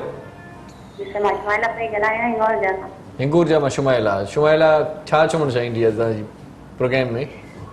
सर माशाल्लाह प्रोग्राम ॾाढो सुठो आहे ऐं तव्हां ॾाढा सुठा पिया लॻो ऐं माशाल्लाह प्रोग्राम ॾाढो सुठो आहे। मां इलाही दफ़ा कोशिशि कई आहे तव्हां सां ॻाल्हाइण जी, पर अॼु कॉल लॻी आहे त मां इलाही तव्हांजी वॾी फैन आहियां, तव्हांजी शाइरी मूंखे ॾाढी सुठी लॻंदी आहे, पसंदि आहे। बड़ी तो महिरबानी। अॼु सॉन्ग थोरो गुनगुनाईंदमि, पर तव्हां खां फरमाइश आहे मुंहिंजी हिकु, जेको तव्हांजो सॉन्ग आहे इहो अहिड़ा मेच वॻे सां बटण जाने केॾा सुहिणा लॻनि पिया, वरी हथ में कंगण जाने, इहो सॉन्ग ज़रूरु थोरो गुनगुनाइजो। ज़रूर झुंगारींदुसि। तव्हां छा ॿुधाईंदो मूंखे? मां बि थोरो सॉन्ग बि गुनगुनायां, तव्हांजी इजाज़त हुजे त। जी इजाज़त आहे जी। सदाईं साणे मुंहिंजूं दुआऊं अथई, सदाईं साणे मुंहिंजूं दुआऊं अथई, मोहबतूं माणे मुंहिंजूं दुआऊं अथई, मोहबतूं माणे मुंहिंजूं दुआऊं अथई, सदाईं साणे मुंहिंजूं दुआऊं अथई, सदाईं साणे मुंहिंजूं दुआऊं अथई। वाह वाह वाह, इहो मुंहिंजो जो हर ज़माने में, तूं हवारन जो हर ज़माने में, मुंहिंजे हाणे मुंहिंजूं दुआऊं अथई, सदाईं साणे मुंहिंजूं दुआऊं अथई। जी सर। वाह वाह वाह, वॾी महिरबानी। मुंहिंजी शायरी तव्हां ॿुधाई ने, आवाज भी अच्छी, मतलब ये मेरी शायरी उन्होंने गुनगुनाई। आखिरी बंद आपको सुनवाता हूँ मैं। तोखां इरशाद कीअं जुदा रहंदो है, तोखां इरशाद कीअं जुदा रहंदो, समझी थो पाण मुंहिंजूं दुआऊं अथई, ओ सदाईं साण मुंहिंजूं दुआऊं अथई, मोहबतूं माण मुंहिंजूं दुआऊं अथई, मंज़िलूं माण मुंहिंजूं दुआऊं अथई, सदाईं साण मुंहिंजूं दुआऊं अथई। ऐं शुमाइला जी फरमाइश ते वरी जेको सॉन्ग चयो अथऊं उहो मुंहिंजो ॾाढो सुठो कलाम आहे जेको सिंध टीवी ते बानियर आहे, ऐं उन कलाम जा बोल आहिनि त ओ सफ़ा में चो वॻे सां बटण जानी, केॾा सुहिणा लॻनी पिया वरी हथ में कंगण जानी। सो वरी मेहरबानी तव्हांजी, तव्हां कॉल कंदा आहियो, प्रोग्राम में शामिल थींदा आहियो। वैसे खालिद साहब मौसीकी से लगाव है, सुनते हैं या हम जब गुनगुनाते हैं तो आप खामखा के यार ये क्या बोरियत का शिकार तो नहीं हो रहा? मौसीकी से तो खैर बहुत ज्यादा नहीं रहा, इतनी और दूसरे मामलात हैं, लेकिन शायरी से जरूर है। अच्छा। लेकिन जब आपका शायर कभी सुन के मतलब ये लग रहा है कि अब तो कुछ में शेर सुनाना भी तो बेकार ही है। मेरे घर में मुशायरे होते हैं, लेकिन ये है कि मैं शायरी नहीं, वैसे शायर कोई मिल जाए शायरी नहीं, लेकिन ये कि मुशायरे मेरे घर पे हुए हैं, हर साल होते हैं। लेकिन ये है कि मुझे अंदाजा हो रहा था कि कोई शायरी से आपका ताल्लुक है, तो आप अंदाजा हुआ कि बाकायदा मतलब ये क्या हुआ है। बिल्कुल बिल्कुल। लेकिन अच्छा शेर याद भी नहीं होते हैं, सबसे बड़ा अलमिया ये है कि याद भी नहीं होते, लेकिन ये है शायरी से, लेकिन दिल को छू जाने वाले शेर याद होते हैं। क्या मतलब आदमी वो तो याद रहते ही है भाई। ये सुनाता हूँ तो कुछ जी सुना दे। लगी है फिर सदा एक बार के सरदार बदलेगा, वाह वाह। लगी है फिर सदा एक बार के सरदार बदलेगा, फिरौनी सल्तनत का बस एक किरदार बदलेगा। जिस कौम को खुद पर जबर सहने की आदत हो, जिस कौम को खुद पर जबर सहने की आदत हो, वहां कब कुछ बदला है जो इस बार बदलेगा। वाह वाह। मतलब ये कि शायरी से दिलचस्पी है। आपकी सियासत भी आ गई इसके अंदर, आपकी शायरी भी हो गई। चलिए एक छोटा सा वक्फा ले लेते हैं, बाद में बात करते हैं। नंढड़े कमर्शियल ब्रेक जे तरफ़ ऐं असां सां गॾु रहिजो। असांजो नंबर तव्हांजी स्क्रीन ते प्रोग्राम में कॉल करे शामिल थी सघो था, शेरो शायरी ॿुधाए सघो था। कमर्शियल ब्रेक खां पोइ तव्हांजी ख़िदमत में ॿीहर हाज़िर थींदासीं। सलाम सिंध। खुशहाली है अमन जोड़े पैगाम, मुझे सिंध के सलाम सलाम सिंध। खुशहाली है अमन जोड़े पैगाम, मुझे सिंध के सलाम सलाम सिंध। जी सलाम सिंध में एक बार वरी तव्हांखे भलीकार चऊं था, ऐं भलीकार चवण सां गॾु हिकिड़ी ॾुख जी ख़बर बि तव्हां शेयर कंदा हलूं। त थोरी देरि पहिरियां जी ख़बर आहे त गुलशन इकबाल जो इलाइक़ो आहे कराची जो मस्कन चौरंगी वेझो धमाको थियो आहे, जिते हिन वक़्त ताईं जेके इतला आहिनि त उते 3 ॼणा फ़ौत थी विया आहिनि ऐं केतिरा ई ज़ख़्मी थिया आहिनि, ऐं एम्बुलेंसिस उते पहुचणु शुरू थी वियूं आहिनि, ऐं इलाइक़ो तमामु घणो जैम थी वियो आहे। उहो बि सो ख़बर न आहे कहिड़ी नज़र लॻी वई, सॼी सूरत हाल ओके लॻी पई हुई, अचानक सां धमाका। खालिद खान साहब बहुत अरसे से सूरत हाल अच्छी रही थी हमारे कराची की, बहुत ज्यादा, लेकिन अभी ताज़ी अपडेट आ रही है। जितनी भी कराची में काम कर रही हैं एजेंसियां, तमाम पुलिस और दूसरे लोग हैं, उन्होंने बड़ी मेहनत करके कराची के मॉल को किया, लेकिन अफसोसनाक खबर है ये। लेकिन सुबह जब ऐसी न्यूज मिल जाती है तो फिर किस तरीके का दिन गुजरता है? ये बात सही कह रही है कि सुबह ही सुबह आपको ये न्यूज मिल रही है तो पूरा दिन जो है इसका खौफ और हंस का जो है इसका चलता रहेगा, दिल भी सेट रहता है कि यार ये क्या हो गया, ये इस तरीके से नहीं होना चाहिए। उठेंगे अब दिन भर चैनल पे चलता रहेगा, देखते रहो, आदमी को ज़हनी तौर से दिमाग ब्लॉक हो जाता है। दुख जी ॻाल्हि इहा आहे त ॾिसो न उहे माण्हू निकिता हूंदा पंहिंजे बचड़नि जी रोज़ीअ जे लाइ ॿाहिरि निकिता हूंदा, थी सघे थो जेकी गुज़ारे विया आहिनि, जेकी इन हादसे में फ़ौत थी विया आहिनि, उहे पंहिंजे घर जा अकेला फ़र्द हुजनि ऐं उन्हनि जूं मासूम नियाणियूं हुजनि। थी सघे थो मासूम नियाणियुनि जी शादियूं कराइण जो हिकिड़ो संबत हुजे, पुटनि जूं शादियूं कराइण जो संबत हुजे। मजदूर है, काम करने के लिए वो बैठे रहते हैं। हाँ बिल्कुल काम करने के लिए जो होते हैं ना अपने घरों का जो है वो बेचारे बैठते हैं, पता नहीं कौन है, कितना दुखी आदमी है। ये क्यों वो इंसानियत चली गई है? एक मतलब कोई जमाना था कि बंदा किसी चींटी को मारते हुए भी डरता था कि नहीं भाई पता नहीं क्या हो जाएगा, खाना नहीं खाते थे लोग कि आज मुझसे कोई बिल्ली मर गई भाई। आज भाई आपकी गाड़ी के अंदर, मेरी गाड़ी के अगर कोई बिल्ली आ जाए तो आप तो उसको इस तरीके से बचाओगे जिस तरह के मतलब है कि आपकी गाड़ी को नुकसान हो जाएगा, यानी आपकी गाड़ी को नुकसान हो जाएगा, उसको बचाने के चक्कर में सही कह रहे हैं आप, इसको बचा ले। लेकिन ये है कि मैं कह रहा हूँ कि जहाँ ऊपर से इदारों के अंदर ये हो तो जो हमारा दुश्मन तो बैठा है ना, देखिए इस मुल्क के अंदर आपका सबसे बड़ा दुश्मन इंडिया बैठा हुआ है, ये सरहदें आपकी गैर महफूज है, तो उसके एजेंट तो यहाँ मौजूद है। किसी न किसी वक्त वो ये चीजें किसको सोचनी चाहिए, ये उन लोगों को सोचनी चाहिए जो पाकिस्तान की वफादारी के नारे लगा रहे हैं बहुत। तो बात ये है कि ये वक्त है कि इसमें सोचें, अकल के नाखून लें, जिसको जो काम करना वो काम करें। पुलिस कराची सिंध पुलिस ने बड़ा अहम रोल अदा किया है, आप उठा के देखें, मतलब हमें भी बहुत इख्तलाफात है, हम भी उसके खिलाफ नारे ठा के नारे लगाते हैं, लेकिन कुछ मामला में बड़ा अच्छा रोल अदा किया है। आपको मिल के जो है इस मामले को हल करने होगा, नहीं तो ये अच्छी सूरत हाल नहीं जा रही है। लेकिन किसी कुव्वत ने ये फायदा तो नहीं उठाया ये पूरे माहौल का? आज जो वाकया हुआ मैं ये कहना चाह रहा हूँ कि भाई सारा निजाम इधर उधर है तो कुछ ना कुछ कर दो। ट्रैफिक भी इतना था, लोग भी इतने बाहर देखिए, निकले सुबह हुए जाने का थे, टाइम सब कुछ ऑफिस जैम का। हुआ हुआ था। अभी हम थोड़ी देर पहले इसी बात का जिक्र कर रहे थे कि इतना ट्रैफिक है, हर बात, हर गली, हर रोड, हर चौक पे इतना ट्रैफिक है, क्योंकि सबको ये होता है हम जल्द से जल्द ऑफिस पहुंच जाए, अपने कामों पे पहुंच जाए। कुछ लोग वेल्डिंग की शॉप पे जा रहे होंगे, कुछ दुकानों की तरफ जा रहे होंगे, कुछ लोग अपने बच्चों को स्कूल छोड़ने की तरफ निकले हुए होते हैं। सुबह सुबह का ये माहौल, कुछ लोग बाहर से अंदरूनी सिंध कराची में आ रहे होते हैं, कुछ जा रहे होते हैं। इतनी अफरा तफरी होती है सुबह के टाइम पे और शाम के टाइम पे। आपकी वाली बात भी बिल्कुल ठीक थी कि सुबह के और शाम के टाइम पे ज्यादा ट्रैफिक होता है, लेकिन दोपहर में ये होता है बच्चों की स्कूल की छुट्टियां होती हैं, ये पौने 12 ये बड़ा वैसा टाइम होता है। वेनें भरी हुई होती है, बसें भरी हुई होती हैं, बाइकों पे, कुछ रिक्शाज में बच्चे घर जा रहे होते हैं, उस वक्त भी ये बड़ा वैसा टाइम होता है केयरिंग वाला। ये जगह है मतलब ये बड़ी पब्लिक की जी, और सामने ये जो अगर ये जिस बता रहे मस्कन पे, तो इसके सामने जो है आपका एनईडी का बैग लगता है और उसके बाद जो उधर भी स्कूल की वो है, तो इसका मतलब है कि ये स्टूडेंट जो है वो भी वहाँ पे आके अल्लाह रहम करे, अल्लाह करम करे अपना, से क्योंकि ये इब्तदाई जो खबरें आ रही हैं उसमें ये बताया जा रहा है कि 3 अफराद जहाँ बाग हो चुके हैं, बहुत सारे जख्मी हैं। अल्लाह ताला जख्मियों को जल्द से एहतियात करे। और हम तो मतलब दुख में बराबर के शरीक हैं, बहुत ही दुख हो रहा है क्योंकि प्रोग्राम हमारा भी बहुत अच्छा जा रहा था।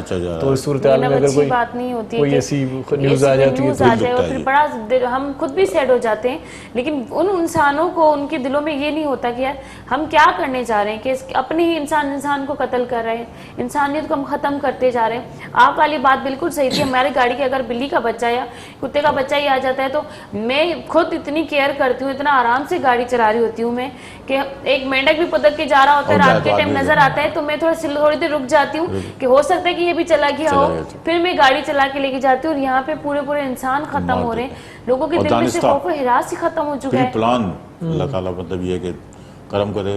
और देखिए सिर्फ ये नहीं कि वहाँ पे सिर्फ बड़े होंगे, वहाँ बच्चे भी हो सकते हैं, वहाँ पे फकीर भी घूम रहे होते हैं, उनके बच्चे भी छोटे छोटे, फकीरों की गोद में छोटे छोटे गोद के बच्चे होते हैं। ये जो इसके धमाके होते हैं ना, और छोटे बच्चे अगर आपके 6 महीने का और 1 साल का 3 महीने का गोद में हो और जो धमाके की आवाज़ होती है, अगर करीब हो, अगर कुछ नहीं नुकसान तो उसके कान के पर्दे फट सकते हैं, उनका दिल फट जाता है, उनका दिल फट जाएगा। मतलब इतने मासूम लोगों के पर्दे तो जैसे वो तो बिल्कुल ही वैसी नाजुक कि कोई चीज ही गिरती है तो पूरा बच्चा हिल जाता है, उनका दिल फट जाएगा इस तरीके की बात से। खबर है मतलब ये इसमें बहरहाल मतलब कराची का माहौल खराब करने की एक मरतबा दोबारा साजिश हो गई है।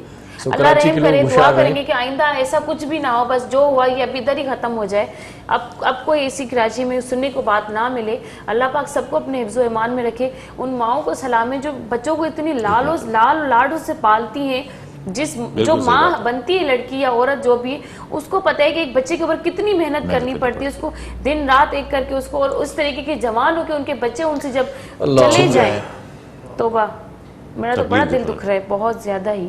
बहरहाल अफ़सोसनाक का वाक़ियो आहे इन हवाले सां, जेतिरो मज़म्मत कजे, जेतिरो बि ॾुख कजे उहो घटि आहे। अल्लाह साईं सभिनी खे हिफ्ज़ो मान में रखे, पंहिंजो तमामु घणो ख़्याल बि रखंदा कयो। तव्हां सभई जेकी बि आहियो असांजा सिंधवासी कराची वासी, सो अल्लाह साईं तव्हां सभिनी खे बुरी नज़रुनि खां बचाए। कराची खे हिकु भेरो वरी का नज़र लॻी वई आहे। इलाही वक़्त खां वठी माहौल साज़गार हुयो, ॾाढो सुठो हुयो, पाण ॾाढो आज़ादाना नमूने सां घुमी फिरी रहिया हुआसीं। पर अॼोको जेको हाणे ताज़ो वाक़ियो थियो आहे मस्कन चौरंगी ते जेको धमाको थियो आहे, इन खां पोइ वरी हिकिड़ो ख़ौफ़ पैदा थी पियो आहे, वरी ख़ौफ़ वारो माहौल हूंदो ऐं तव्हां असां पंहिंजनि घरनि खां निकिरंदासीं त वरी अमड़ जी दुआऊं हूंदियूं ऐं अल्लाह साईं जो आसरो हूंदो, वरी हिकिड़ी ॻणती हूंदी, वरी हिकिड़ी उणतुण हूंदी, वरी हिकिड़ी परेशानी हूंदी। सो परेशानीअ खां पाण निकिरी करे पाण जेको माहौल जोड़ियो हुयोसीं उहो माहौल वरी हाणे थोरो डिस्टर्ब करण जी कोशिशि कई पई वञे। इहे ख़बर नाहे कहिड़ियूं साज़िशूं आहिनि, कहिड़ियूं कुवतूं आहिनि जेके कराची जे माहौल खे ख़राबु कनि पियूं। अल्लाह ताला कराची समेत पूरी सिंध खे पंहिंजे हिफ्ज़ो मान में रखे ऐं पुलिस पंहिंजे तहरुक में अची वञे। वरी जेकॾहिं दिली तौर ते असां गुज़ारिश कंदासीं जेकी पुलिस वारा दोस्त या को असांजो प्रोग्राम ॾिसे पियो, जेकॾहिं तव्हां मोकिलण वारियूं दरख़्वास्तूं फ़िलहाल त तव्हां मुअतल करे छॾियूं आहिनि, मनसूख़ करे छॾियूं आहिनि, नथा कयो, पर दिली तौर ते हिकिड़ो हूंदो आहे त यार हाणे ड्यूटीअ खां दिलि भरिजी वई आहे, हाणे मां न कंदुसि, कहिड़ो असांजो क़दुरु आहे। सो महिरबानी करे तव्हांजो असां वटि इलाही क़दुरु आहे, तव्हां सां असां तमामु घणो प्यारु कंदा आहियूं, तव्हां सां असांजूं मोहबतूं आहिनि, सिंधवासियुनि जूं मोहबतूं आहिनि। इहे जेके दिलि में जेका ॻाल्हि रखी अथव त हाणे कमु न आहे करिणो। कॾहिं कॾहिं ईअं थींदो आहे, कॾहिं कॾहिं सरचाव बि थींदो आहे, कंहिंसां विड़ियल बि हूंदा आहियूं, पर सरचाव दिलि सां न थींदो आहे, परचाव दिलि सां न थींदो आहे। माण्हू दिलि में रखी छॾींदो आहे त भाई ठीकु आहे, माण्हुनि जो चवण ते ठही वियासीं, पर पोइ बि वेर ऐं गैर दिलि में रहंदो। सो उहो वेर ऐं गैर दिलि मां कढो ऐं पंहिंजे मुल्क जी हिफ़ाज़त कयो, पंहिंजी धरती जी हिफ़ाज़त कयो, पंहिंजे वतन जी हिफ़ाज़त कयो। इन में ई तव्हां असां सभिनी जी कामयाबी आहे, पाकिस्तान जी इन में ई ख़ुशहाली आहे, पाकिस्तान जी इन में ई सलामती आहे ऐं पाकिस्तान जी इन में ई तरक़ी आहे। सभु कम जेकॾहिं मामूल ते हूंदा, हर को पंहिंजो पंहिंजो किरदारु अदा कंदो, तमामु घणी बहितरी ईंदी। सो ख़ालिद ख़ान साहिब प्रोग्राम के आख़िरी लम्हात में से तो तज्जिया निगारी तो आपने बहुत अच्छी की, लेकिन वैसे आम अमूमन ज़िंदगी में क्या मसरूफियात होती हैं आपकी, क्या करते रहते हैं? थोड़ा सा माहौल को चेंज करें क्योंकि सैड हो गया है माहौल, मुझे तो रोना आ रहा है। असल में इस बारे से थोड़ा सा टॉपिक को चेंज कर रहा हूँ मैं थोड़ा सा मजदूर जो तंजीम है फेडरेशन, उसका भी मतलब थोड़ा सा वेलफेयर का जिसे कहना चाहिए काम है। एक फेडरेशन है नेशनल लेबर फेडरेशन, तो उसकी जिम्मेदारी भी है। तो अब अगर उसकी मैं दास्तान सुनाऊंगा तो और मजीद गमों में इजाफा ही होगा। बेरोजगारी, जो लोगों के साथ जुल्म हो रहा है, बाद मालकान जो है, यानी कानून की धज्जियाँ उड़ा दी गई हैं, कोई कानून नहीं है। सुबह जाते हैं ये लड़कियां जो गारमेंट्स फैक्ट्री में काम कर रही हैं, जो उनके साथ अंदर जुल्म हो रहा है, जो सुपरवाइज़र उनके साथ जुल्म कर रहे हैं, यानी लड़कियों से ये तय है कि अंधेरे से पहले उनको आप छोड़ दें, यानी कारखाने में काम नहीं कर सकते हैं ख्वातीन जो है। कोई लिमिट नहीं है, कोई हदूद नहीं है, कोई कानून नहीं है, तमाम को धज्जियाँ पकेड़ दी हैं और जब चाहे निकाल देते हैं। 17,500 तनख्वाह में आप मुझे बताओ कोई गुजारा कर सकता महीने का? उसके बावजूद 12,000 14,000 तनख्वाहें लोगों को मिल रही हैं। तो बस यही है कि जो कानूनी तहफ़्फ़ुज़ दे सकते हैं उनको जिस तरीके से वह मदद कर सकते हैं। 12,000 या 14,000 में क्या होता है? मतलब अगर 5,000 का नोट खुला हो जाए ना तो वो 5 मिनट भी नहीं रहता। 1,000 का 100 का नोट बन गया है। यानी ये अब आप कह सकते हैं कि 1,000 का 100 रुपये का नोट बन गया है वो। अब उनकी जो सूरत हाल है, आप मुझे बताओ कि माज़रत के साथ कि कुछ चैनल जाते हैं फलां जगह पे छापा मारा, इन ख्वातीन को पकड़ा, इस अड्डे को पकड़ा, उसको पकड़ा। बिलाशुबा एक इस्लामी मुल्क है, ये सारी चीज़ें नहीं होनी चाहिए, लेकिन उसकी वजह भी तो तलाश करें आप। उस गुर्बत की, जो गुर्बत इस मुल्क पे फैल रही है कि लोग जिस तरीके से फाके कर रहे हैं। अच्छा, जिसकी तनख्वाह आप बता रहे हैं 12,000 है या 14,000 है, वो तो अपने घर का एक ही वायद कमाने वाले भी बहुत सारे ऐसे होते हैं जिनकी सिर्फ यही तनख्वाह होती है और पीछे से बहुत सारे मतलब अफराद उनके इंतजार करते हैं, वेट करते हैं, बच्चे। ज्वाइंट फैमिली है, ज्वाइंट फैमिली। हमारी ज्वाइंट फैमिली। चलो जी, बंदा अकेला हो तो ठीक है, 14-15,000 ठीक है, गुजारा हो जाएगा, उसका भी नहीं होगा मिसाल के तौर पे, अकेले बंदे का। लेकिन उसके पीछे एक पूरी फैमिली है। मैं कह रहा हूँ मर्द जो होता है ना, लड़के जो काम कर रहे हैं, वो फिर भी शाम को आगे कहीं मोबाइल की कंपनी में बैठ गए, कहीं कुछ बैठ गए, कुछ गुजारा कर लिया, डबल कर लिया उन्होंने। ये जो ख्वातीन है, लाखों ख्वातीन है, यानी इनका तो मैं कहता हूँ कि सूरत-हाल ये है कि अल्लाह ताला बस वही उसी में अपना जहेज का जमा करती हैं, उसी में अपने बीमार माँ है, बाप है, और उसी पे उनके बोनस खत्म कर दिए हैं, 5% खत्म कर दिया है, कुछ नहीं दे रहे हैं। गवर्नमेंट ने उनको कर दिया, 2 महीने नुकसान हुआ ना आपको, 3 महीने कोरोना में, पूरे साल का बोनस नहीं दे रहे हैं आप। यार तुम 3 महीने निकाल दो, 9 महीने का तो दे दो। और वो है जो पिछला है। तो अच्छा, कानून कुछ नहीं है, सिंध गवर्नमेंट बैठी हुई है, किसी भी कोई तहफ़्फ़ुज़ नहीं है, इसलिए कि बहुत से करप्शन तो हमारा कानून भी अमल में नहीं आ रहा। मतलब अगर कोई कानून बन भी जाता है तो अमल में नहीं आता। मसला ये है, यहाँ पर आके मसला पैदा हो जाता है कि भाई उस पर अमल कौन करे। सिंध के कानून लेबर कवानीन और सूबों के निस्बत अच्छे बना दिए हैं, ठीक है, यानी यहाँ पे ठेकेदारी निज़ाम जो है उसको मतलब ये कि तहफ़्फ़ुज़ नहीं दिया है और उसको ख़त्म कर ये कोई चीज़ नहीं है, लेकिन उस पर अमल दरामद नहीं करा रहे हैं। उसके लिए सिंध गवर्नमेंट और उसके अंदर जो है जिसे कहना चाहिए रिश्वत और ये जितनी है, मालकान के करोड़ों रुपए हैं। मजदूर बेचारा कहाँ कोर्ट में जाएगा, कहाँ जाके लड़ेगा, उसको खाने को नहीं है तो कहाँ जाके अदालतों में लड़ता फिरेगा। चलें जी, अल्लाह खैर करे। आखिर में कोई मैसेज देना चाहेंगे प्रोग्राम में आए? बस मैं यही कहूँगा अल्लाह ताला हमें जो है कि इसका, इस मुल्क को, और जो हमारे सियासतदान हैं, जो हमारे वकला हैं, जो हमारे डॉक्टर हैं, जो हमारे तलबा हैं, जो हमारे मुख्तलिफ जो है शोबा ज़िंदगी से काम कर रहे हैं, एक्टर्स हैं, सोशल मीडिया, इन सब को कम से कम ये कि इस मुल्क के सबसे पहले रखें। इस मुल्क की बका इस मुल्क के हमारे लिए है। इस सब कुछ हम जो कर रहे हैं इस मुल्क की वजह से कर रहे हैं। अगर ये नहीं होगा तो शायद हम सही। बहुत शुक्रिया ख़ालिद ख़ान साहब, आप हमारे प्रोग्राम में तशरीफ़ लाए। मरहूम साईं तव्हांजी वॾी महिरबानी, लख थोरा तव्हां सां जुड़ियल आहियो। तव्हां लॻे थो वञण जी तयारी में आहियो हाणे। अफ़सोस थियो आहे ॾाढो। हाणे असां पंहिंजे प्रोग्राम खां मोकिलायूं था सदफ़ भुट्टो। बिल्कुल असांजे प्रोग्राम जो वक़्तु हाणे पाणी पुॼाइण ते पहुची वियो। इंशाल्लाह सुभाणे तव्हांजी ख़िदमत में वरी हाज़िर हूंदासीं। तेसिताईं पंहिंजो, पंहिंजे घर वारनि जो, जेके तव्हां सां मोहबत कंदा आहिनि, जिन सां तव्हां प्यार कंदा आहियो, उन सभिनि जो खोड़ सारो ख्यालु रखिजो। हिकु दफ़ो ॿीहर जिन जेके ब्लास्ट में जेके मतिलबु मां उन्हनि खे मरी न वेंदसि, मतिलबु मां शहीद थी विया, मतिलबु उन्हनि जी मौत हुई कोन, उन्हनि खे ज़बरदस्ती मारियो वियो आहे। उन्हनि खे अल्लाह पाक जन्नत फिरदौस में जॻह अता फ़रमाए ऐं उन्हनि जी माउनि खे सबुर अता फ़रमाए। तेसिताईं हाणे पंहिंजो, पंहिंजे घर सुभाणे इंशाल्लाह आयाती बख़ैर वरी पहुचंदासीं इन प्रोग्राम में। बिल्कुलु सदफ़ भुट्टो खे ॾींदा इजाज़त। इरशाद जागीरानी तव्हां खां मोकिलाए थो। सो ज़िंदगी जो वहिंवार हस्बे मामूल हलंदो रहंदो। अल्लाह साईं सभिनी खे पंहिंजे हिफ़्ज़ो मान में रखे। मोकिलाणी कयूं था। आख़िर में वेंदे वेंदे उस्ताद साईं तव्हां कलाम ॿुधाईंदो या मां ॿुधायां कलाम? मां ॿुधायां साईं? हलो ठीकु आहे, तव्हांजी मर्ज़ी। सो वेंदे वेंदे हिकिड़ो सुठो कलाम तव्हांखे ॿुधायूं था, तव्हांजी दिलि कंहिं ॿिए खाने में आणणु चाहियूं था। सो असां तरफ़ां मोकिलाणी, जीअं लतीफ़ जीअं मिठी ॿोली। अल्लाह वाहे।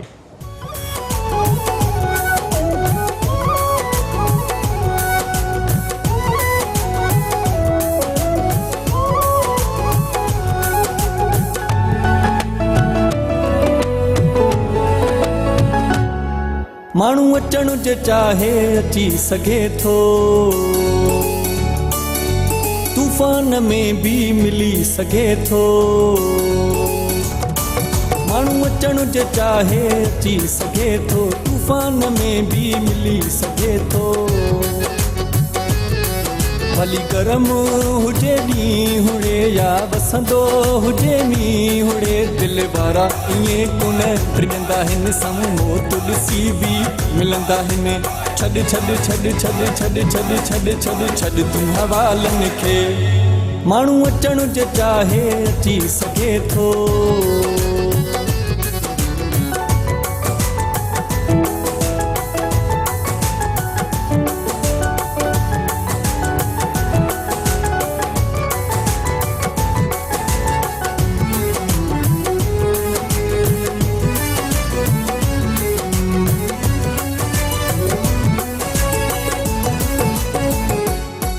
दिल टांडन ते भी कॾहिं रखबी आहे, कारा कंडन जी भी वठबी आहे।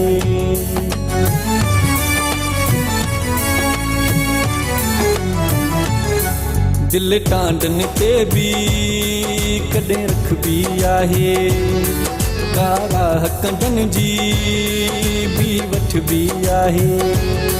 हुजे दिल जो माण्हू शींहुं हुड़े, भली वसंदो हुजे मींहुं हुड़े, दिल वारा ईअं कोन प्रियंदा आहिनि, साम्हूं मौत ॾिसी बि मिलंदा आहिनि। छॾ छॾ छॾ छॾ छॾ छॾ छॾ छॾ छॾ तूं हवालनि खे, माण्हू अचण जे चाहे अची सघे थो।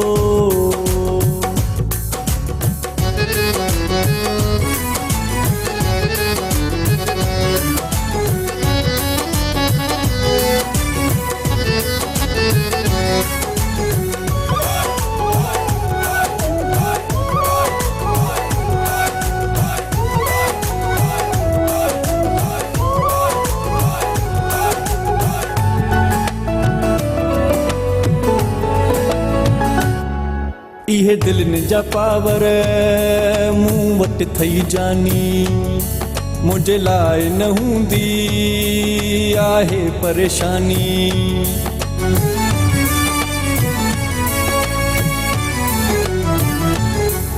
इहे दिलनि जा पावर मूं वटि थई जानी, मुंहिंजे लाइ न हूंदी आहे परेशानी। ईंदो आहियां तोॾे कीअड़े, भली वसंदो हुजे मींहुं हुड़े, दिल वारा ईअं कोन प्रियंदा आहिनि, साम्हूं मौत ॾिसी बि मिलंदा आहिनि। छॾ छॾ छॾ छॾ छॾ छॾ छॾ छॾ छॾ तूं हवालनि खे, माण्हू अचण जे चाहे अची सघे थो।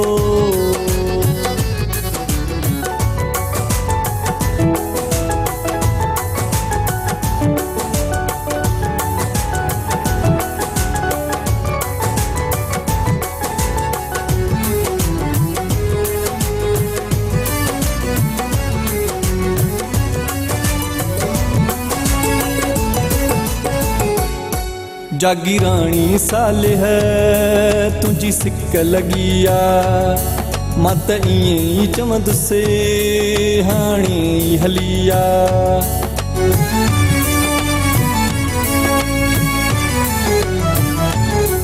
जागीराणी सालिह तुंहिंजी सिक लॻी आ, मां त ईअं ई चवंदुसि हाणे ई हली आ। बाक़ी मर्ज़ी तुंहिंजी जीअणे, भली वसंदो हुजे मींहुं हुड़े, दिल वारा ईअं कोन प्रियंदा आहिनि, साम्हूं मौत ॾिसी बि मिलंदा आहिनि। छॾ छॾ छॾ छॾ छॾ छॾ छॾ छॾ छॾ तूं हवालनि खे, माण्हू अचण जे चाहे अची सघे थो, तूफ़ान में भी मिली सघे थो। भली गरम हुजे ॾींहुं हुड़े या वसंदो हुजे मींहुं हुड़े, दिल वारा ईअं कोन प्रियंदा आहिनि, साम्हूं मौत ॾिसी बि मिलंदा आहिनि। छॾ छॾ छॾ छॾ छॾ छॾ छॾ छॾ छॾ तूं हवालनि खे, माण्हू अचण जे चाहे अची सघे थो।